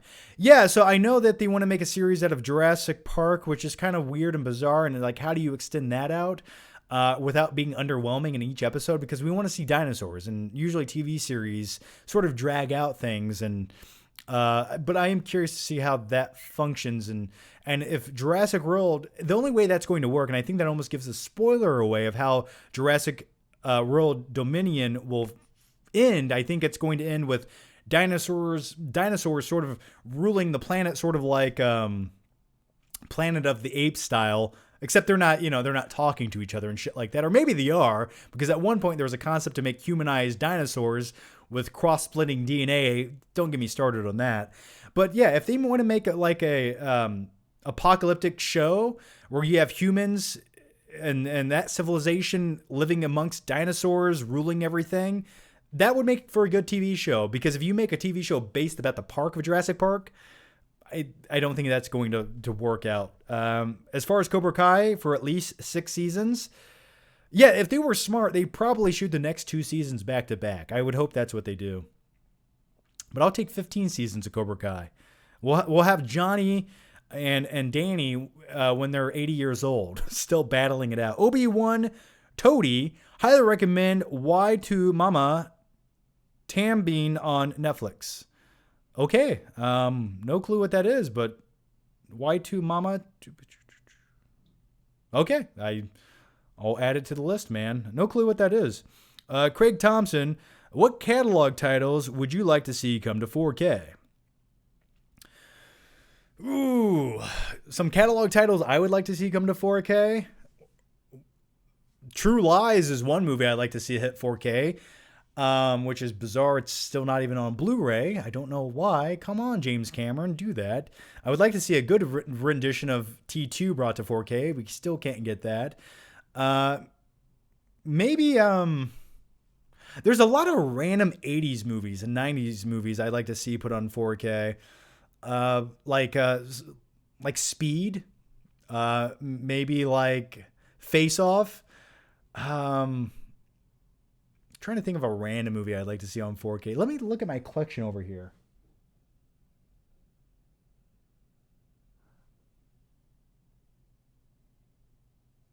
I mean, there's a lot of movies that might not need to be on 4K, but I want them on 4K just because I like them so much. Like Over the Top.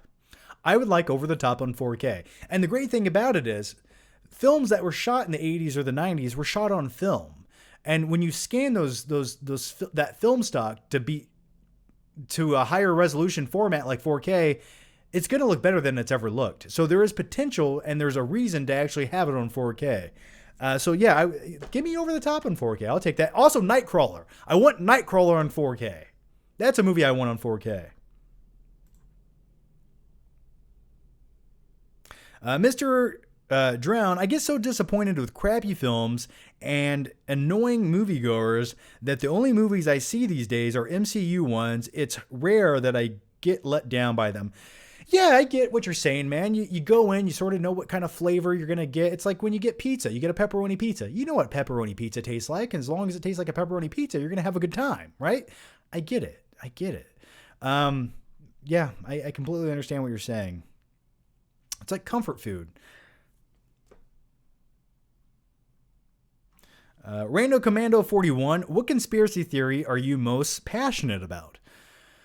Oh man, where do I start with that? Building number 7, the moon landing conspiracy. Also, there's a really fascinating conspiracy about Titanic not actually being Titanic that sunk. You see, what happened was the company that owned Titanic had another ship from previous years that looked very much like Titanic, but had some issues with it. And for insurance reasons, they actually switched the two ships out and renovated the other ship to look like Titanic because they knew they wanted to sink the ship.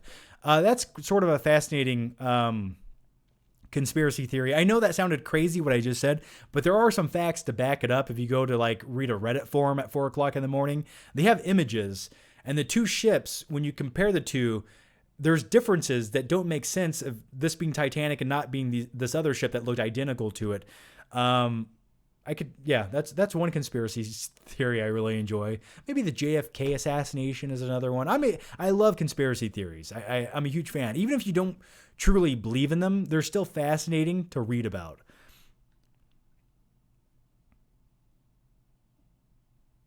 How do you expect they bring back Trinity in Matrix 4?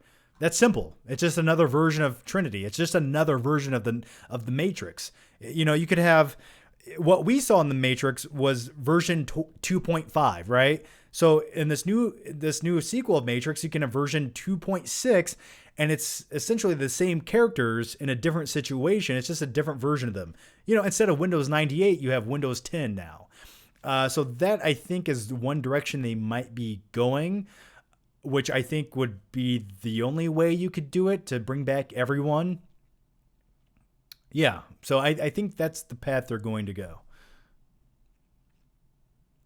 Point Break 4K. Yes! Point Break 4K. How did I ever forget?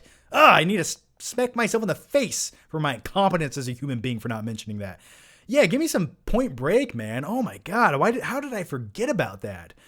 It was never about the money, man. It was about us watching 4K movies in the highest resolution, while everyone else is watching movies on their shitty 720p TVs. Yeah, I love me some Point Break. Yeah, that is one 4K I would like to watch.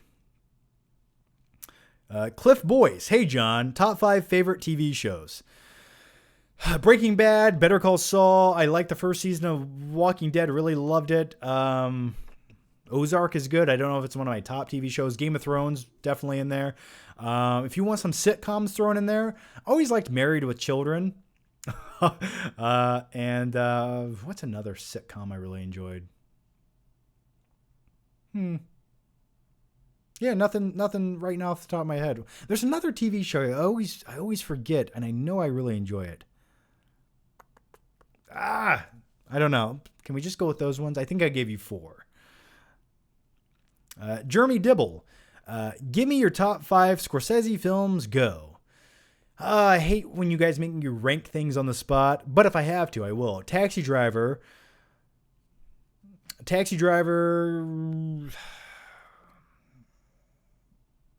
Wolf of Wall Street. Casino. The Departed. And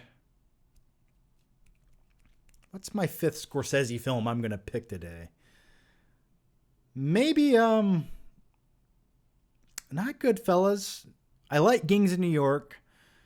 Don't love it as much as some of his other movies. The Irishman was okay to watch once, but the rewatchability just isn't quite there. Not Hugo. Damn, that's a tough question. I'll just put Gangs of New York in there as number 5. Tyson Sherborne, have you seen The Gentleman? By far the best movie of 2020. Dude, I own it on 4K. I need to watch it. I have it back there. I have a pile of movies I need to watch. I just have not got around to watching it yet. I'm sorry. I need to watch it. I've heard great things.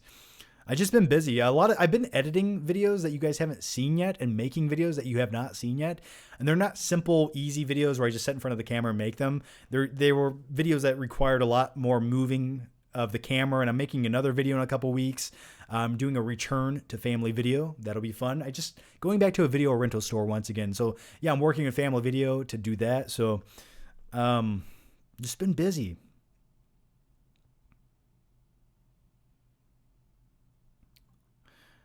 All right, guys, I'm going to answer a few more questions because I feel like I'm getting lightheaded, and we've been talking really fast and answering a whole bunch of questions. So try to answer as many questions as I can before I go. Showgirls on 4K. Why not, man? Whoa. Yeah. What young actor should play Nick Cage in a Nick Cage biopic? Huh. Yeah, what a young actor could play Nick Cage? You guys would have to answer that for me. I'd have to do some research. King of Comedy is gold. Yeah, I liked King of Comedy, and then they remade it with the Joker. Tyson Sherborne, what are films by great filmmakers? Love the Q&As. What are some bad films by great filmmakers? I think bad would be an overstatement, but like Spielberg directed Jurassic Park 2. That's not a bad movie, but just not the greatest movie. Some would say James Cameron directing Avatar, but I would disagree. I like Avatar. What's another? Fincher. Fincher directing Aliens 3. Some people would say that was a bad movie. What's another director? Tarantino has not made a bad movie. Yeah, I'll go with those off the top of my head. Have you seen The Sopranos? Flat Ground 900. Yes, that's another series. Okay, sorry, that's one TV series I forgot to include. Love The Sopranos. Did not like the final season of Sopranos, and if you want to talk about a letdown to a climax of a series, that definitely was the definition. But yes, Sopranos. Oh, yes. And I'm waiting for the prequel movie to come out. Can't wait.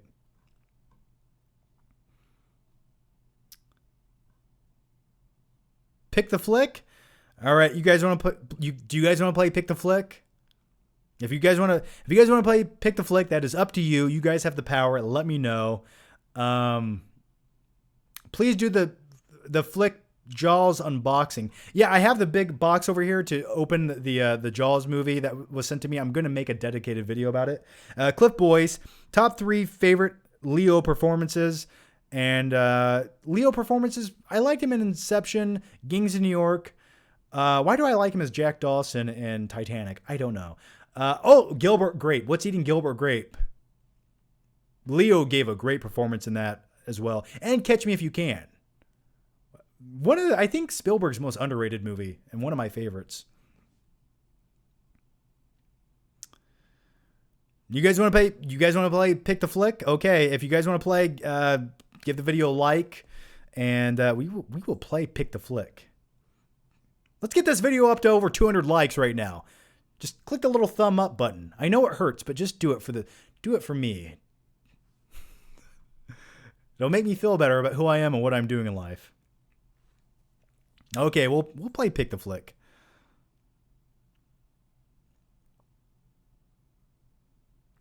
Jack Malloy. Okay, we'll go with that. All right.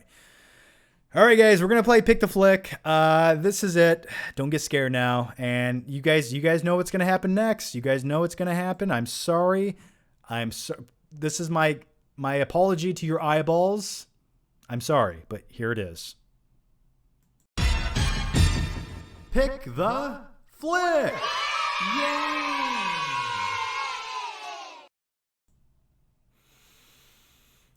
Let's all just take a moment and think about what just happened. I'm sorry. All right, the first one comes from Jack Malloy. Third row, third column, third movie from the right. Okay. Third row, third column, third movie from the right. All right, and by the way, if you guys are new to this and you don't know how Pick the Flick works, what you basically do is you pick which shelf, you pick which side, left or right, and you tell me how many movies in from the right or left, and I randomly pick the movie, and I talk about it for a few seconds. So this is the movie that you picked. It's The Island. Definitely one of Bay's underrated movies, one of his better movies that's more competently directed. Cool thing about this movie is, and Michael Bay does this in some other Transformers movies, is what he does is he takes some CG shots that were expensive and he utilizes them and they sort of put a facelift on them and use them in some of his other movies. So the sequence in here where they're in the chase sequence and all the train wheels are falling off the back of the truck, they actually took that from another Michael Bay movie, Bad Boys 2, I believe, and put it in here, which is really cool. But Scarlett Johansson in this movie has never looked better. I really enjoyed this movie. I like the concept of this movie about cloning someone. If you're rich, and then what you do is if you need a body part, you just pretty much murder them and take the body part, but you don't know that. But highly recommend this. This is probably one of the better Michael Bay movies to watch. All right, the next one comes from Rando Commando 41 DVD shelf. Oh, you want me to go to the DVD shelf, huh? You're trying to get crazy with me. Okay, the DVD shelves are over there, but I will do it just for you. All right. How do you like this camera angle? It's kind of like the first Thor movie. It's like a Dutch angle. Rando Commando 41. Okay, DVD shelf, top shelf, third from the right. Top shelf, third from the right. I'm just going to randomly pick this one over here.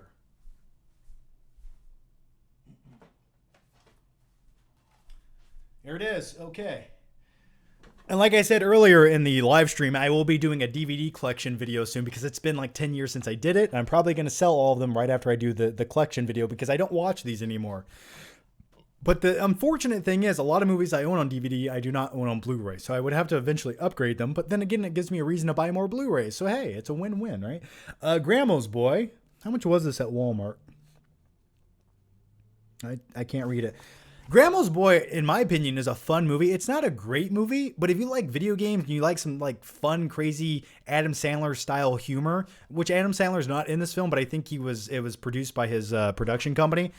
I enjoy this movie, and there's a scene early on in this movie that involves like a Tomb Raider doll, and a guy, and that's all I'm going to say about that. But highly entertaining movie, Grandma's Boy. Definitely watch this. No one talks about this movie, and it's sort of become a cult classic. I feel like for some reason, yeah, this had like a scratch on it or something. I always remember that. All right, let's do another one here. The next one comes from Manny Laguat. Second row, 15th from the left. All right, let's pick that. Second row, 15th from the left.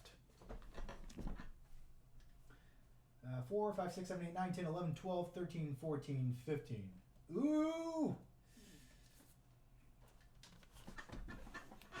You guys know what I have to do now. Every time I talk about Warrior, you know what I have to do. By the way, this movie inspired me to start working out traps every day in the gym. Nah.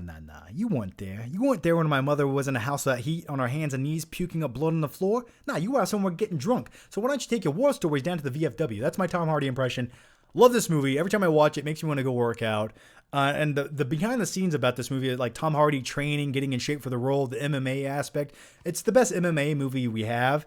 And I love the story about two brothers reuniting and fighting each other, and just great movie. It's just really a surprising movie that is very inspiring. And I don't want to reach as far as saying like this is like the modern day underdog Rocky Balboa movie, but it's definitely in that genre and it deserves a watch. The next one comes from Jack Malloy. Bottom shelf, 23rd from the left. Okay, I can do that. 3, 4, 5, 6, 7, 8, 9, 10, 11, 12, 13, 14, 15, 16, 17, 18, 19, 20, 21, 22, 23? Which one's 23? Hang on.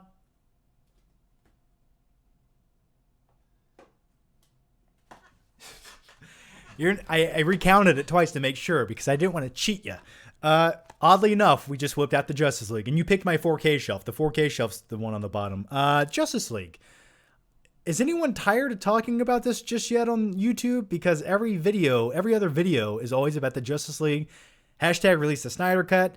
Hashtag just release the movie and we'll watch it. But except they have to spend $80 million finishing it up and making it better. I'm looking forward to it. I am. And I'm hoping that when they do release the Snyder Cut, if it's a good movie and it justifies a 4K release, which then again, to make a better movie than this, you would just have to lay it down on the ground and have a dog shit on top of it, and it would be a better movie. But if that version is better, I hope it does get an additional 4K release so we can replace this with a better movie. So, all right. Farrell Lovely. Hey, thanks for joining me. Another member here. I will pick your pick here because you're always at the live streams and it's much appreciated. Second shelf, 7th from the left. That comes from Farrell Lovely. All right, second shelf, 7th from the left. 4, 5, 6, 7. All right. Gangs in New York. Is there something in the atmosphere right now? We've talked about this already twice during this live stream. I really enjoy this. Cameron Diaz was slightly miscast in this film, but Bill the Butcher is fucking amazing. He got a great character played by Daniel Day-Lewis. I love time period movies. I always have. And this is like a great throwback to the 1800s. It's just fascinating. It's a weird time to be alive. It's so chaotic. All right. Let's pick another one. I'll pick another YouTube member here, and I will I'll do like a few more here. So if you guys already submitted one, that's cool. Don't submit any more coordinates for the random movies back there. I'll just go with the ones I have now.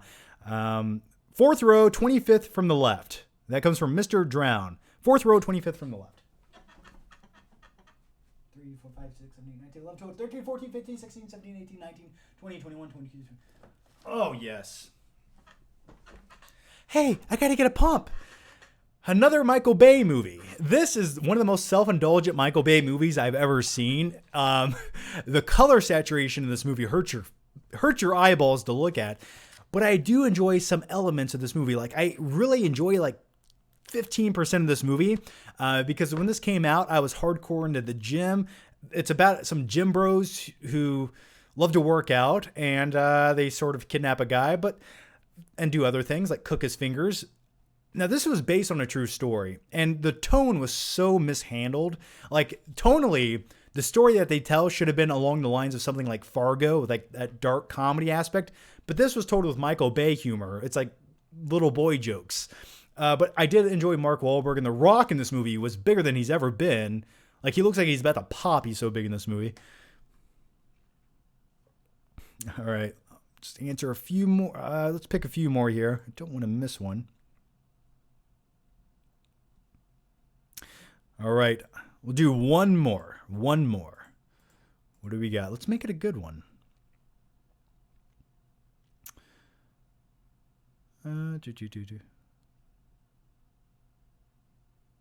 Hey, Odin's Movie Blog. Hey, Odin, how are you? I think I did enough, right? Okay.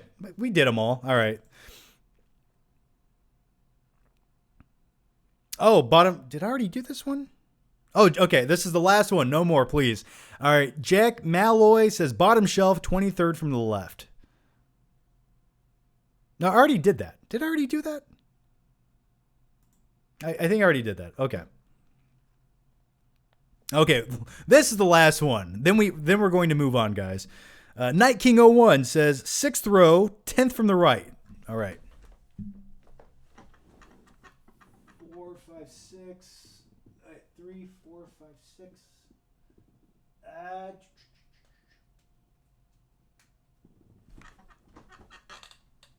It's split on 4K. My name's Hedwig, and I want a hot dog. You gotta love James McAvoy in this movie. He made it. Also, you know what? Someone asked earlier, who would I like to see in a heist movie? James McAvoy is one actor I'd like to see in a heist movie. Yeah. Split. This is one of my favorite M. Night Shyamalan movies. For me, it's almost a near perfect movie. And then he made Glass, and it was like, why'd you undo everything great? Why do you do that? All right, guys, I'm going to answer just a few more questions. And then, yeah, okay, great. Okay. Yeah, I'm just going to answer a few more questions, guys, because I need to go eat. I'm starving. I think after talking about pizza earlier, I think I sold myself on eating some pizza. What time is it? Yeah, Pizza Hut's still open. Thank God. Okay, I'll get some pizza. Before I go, guys, I wanted to say, I'm going to answer just a few more questions. Before I go, I wanted to say thank you guys for everyone who's joined me on Patreon, our YouTube members. It does mean a lot. And if you guys have joined me, and if you guys are on the perk where you can listen to the podcast or watch the podcast with me and my co-host Odin from Odin's Movie Blog, we talk about movies. We debated if you should wear a mask. We talked about Man of Steel 2. And in the podcast episodes, we do take your questions and we talk about them and have a discussion. So thank you guys so much. If you've joined me, and if you haven't already, if you guys want to listen to my exclusive podcast, it's called Flickbuster. It's on Patreon and on YouTube members. So all the links down below if you want to check it out. But either way, guys, thank you so much, and I do appreciate it. All right, let's answer a few more questions here. What do we got? Unbreakable. Not really a question, more of a statement. Joe Johnston designed the Millennium Falcon. Yeah, he did, because he worked at the Industrial Lights and Magic before he became a director. You're right, he did. That's a good tidbit. Claudio Rogajan. Hey, Claudio. Thoughts on Munich, most underrated Spielberg movie? Yeah, it's a good movie about a group of, they basically, their Olympic team gets murdered, so they assemble a group of mercenaries to seek revenge. Hell yeah, that's cool. Yeah, that's a good movie. That's a Spielberg movie I haven't watched in a long time, and I feel like I should revisit it. Favorite David Fincher film? Besides Seven, I would say Girl with a Dragon Tattoo is probably my second favorite Fincher film, just because the atmosphere and the tone, it's all eerie and seedy.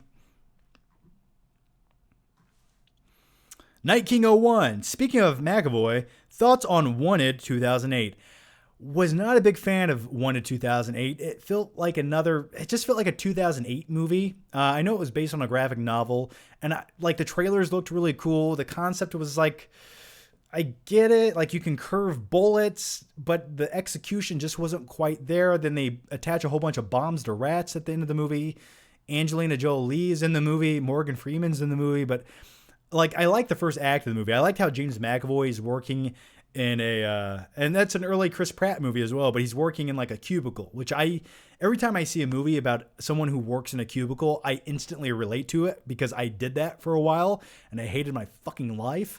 So when I watch movies like Office Space, I'm just like, ugh, I understand these people. But yeah, Wanted wasn't that great to me. It's one of those movies I don't ever want to go back and revisit.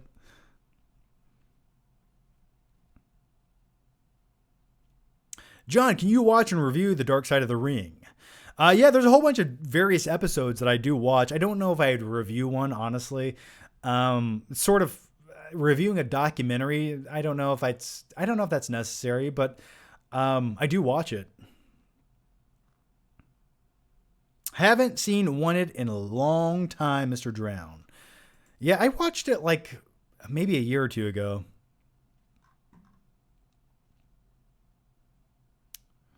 Okay, guys, I'm going to answer just a few more questions. If you got a really juicy question, now's the time to get it in. That sounds weird, doesn't it? Yeah, but hey, you guys are awesome, though. Thank you guys for joining me. Thank you guys just for watching, and thank you guys for the stream labs and the super chats. It does help make videos possible. It really does. And I have videos that are being edited right now, I assure you, that I hope you guys like, so look out for them. John looks like Stifler from American Pie. You know, I got that a lot in high school. The douchebag thing in high school. Yeah, I got it. Hey, fuckface. Yeah, I thanks. And the other thing is, I love American Pie. They were supposed to make another sequel to American Pie, and they never did. And it was supposed to come out like years ago, but it never. Like, why aren't we getting another American Pie sequel? I want another one.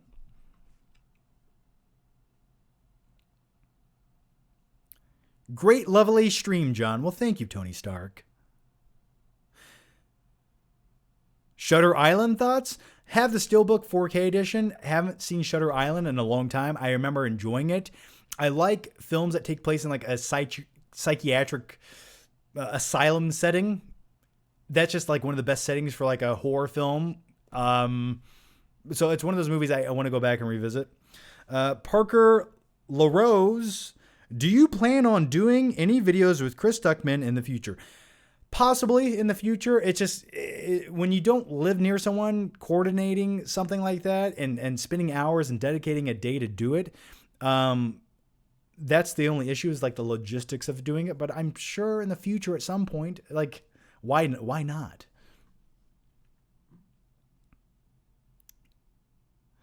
Would you go to the theater for the new Bond movie? Yeah, probably. Yes, I would. There's a lot of great movies I want to see. That's one of them. I'll go to the theater. I just don't want anyone to sneeze into my eyeballs. That's all I'm hoping. I just don't want to die from going. Claudio Rogajan. The two writers of Pain and Gain wrote Captain America, the Winter Soldier, and Civil War, Infinity War, and Endgame. Did they? Did they also write Pain and Gain? Huh. Yeah, the thing about Pain and Gain, I don't necessarily think it's the script. It's just Michael Bay. It's really the directing style. You just needed someone else that wasn't Michael Bay to direct it. And sometimes his style does work, but for certain projects, it just doesn't quite work. It's just a little too much Bayham.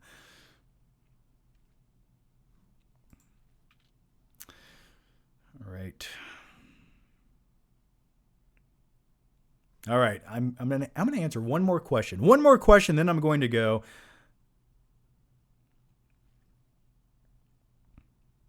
Do you still watch the old Sam Raimi Spider-Man movies?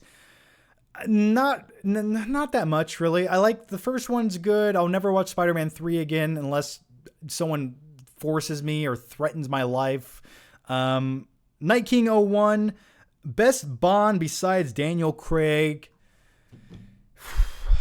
I know hardcore fans would probably say Sean Connery or something, but Pierce Brosnan was probably the Bond. He's the one I grew up watching in GoldenEye.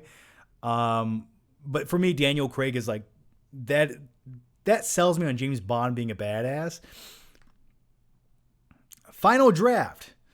And I will make this the final question. Actually, now I have another one under that. I lied. Hey there, Big John. Did you call me Jono? Hey there, Big Jono. Might I say, what a handsome and fine-hearted specimen you is. Thoughts on The Sopranos and the upcoming prequel? I think casting for the prequel looks fantastic. Yeah, I haven't done a lot of research on the casting of the prequel. Sometimes there's just certain movies I just want to go in and not know a lot about. I will just wait for the trailer to come out. But yeah, I need that prequel to Sopranos. I'm curious to see. Actually, who's playing Tony Soprano in the prequel? Let me know who's playing Tony Soprano in this prequel. Yeah, looking forward to it. I almost want to go back and rewatch some of the earlier seasons. And who's going to be cast as Paulie? Most importantly, in the Sopranos prequel movie. Yeah, everyone's going to go to see Tenet in the theater. Yeah, the thing is, if theaters though lower the capacity that you can go into a theater, now instead of 200 people in the theater, you can only have 80 people. Theaters are going to be sold out instantly. Like, it's going to be hard to go see a movie at the theater. especially in some large cities, if they lower the capacity that can go in there, because it's going to back everything up. So you might have to wait a while to go to the theater or buy tickets immediately once they're for sale, because they're going to sell less tickets. So that's going to be interesting how that works out as well for movie theaters. Stephen Murrayhead, thoughts on Panic Room? Yeah, not one of my favorite Fincher films. I liked it. Jodie Foster was great in the film. A nice simple movie, but yeah, just for me, when I think of Fincher films, I'm like, I go with like 7 or something. Even like Social Network is one I really enjoy. Or Gone Baby Gone. Not Gone Baby Gone. Gone Girl. Sorry. Gone Girl was good, but yeah, Panic Room was never one of my favorite Fincher flicks. Joe directed Captain America, not Thor. Or I don't know who you're responding to. I didn't say he directed Captain Thor. I didn't say he directed Thor.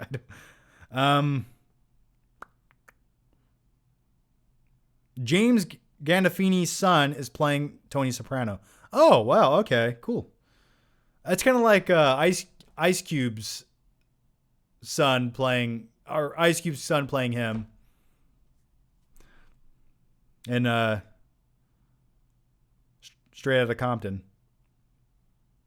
Tenet looks like a sequel to Inception. Yes, it does. It does. It really does. I have my theories. I'm all but 100% sure that Tenet lives in the same universe as Inception. I'm pretty sure it does. And by the way, Final Draft, thank you for the super chat earlier, man. Much appreciated.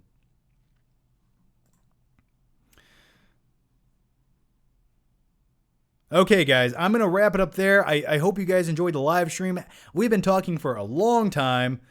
Over 2 hours, right? Has it been 2 hours? Yeah, 2 hours. Wow, okay. Yeah, as always, guys, you guys are awesome. Thank you so much for the support. Thank you guys just for joining in. And like I said already, I know YouTube picks and chooses which videos you guys get to watch. If you haven't already, go watch my 4K complete movie collection video over on the Flickpick channel. It's 40 minutes long. I think you guys will enjoy it. And if you missed the new podcast on Patreon and YouTube members, go give that a listen. I think you'll also enjoy it as well. The podcast is one of my favorite things I get to do nowadays. And it's just really laid back, and it's just fun to do. And this is also one of my favorite things to do. Oh, you were responding to someone. Well, my apologies. My sincerest apologies. As always, guys, thank you for watching. Stay safe. Leave your thoughts, your opinions down below. And I hope to see you guys next Tuesday. And look out for some new videos along the way. Yeah, thank you guys so much. And whoa, what just happened? What just happened? Hang on. Hang on. YouTube's glitching out here. Okay. Okay, sorry. As always, guys, thank you for watching. Go eat some pizza. Go watch a movie. And I'll see you guys next time. Bye-bye.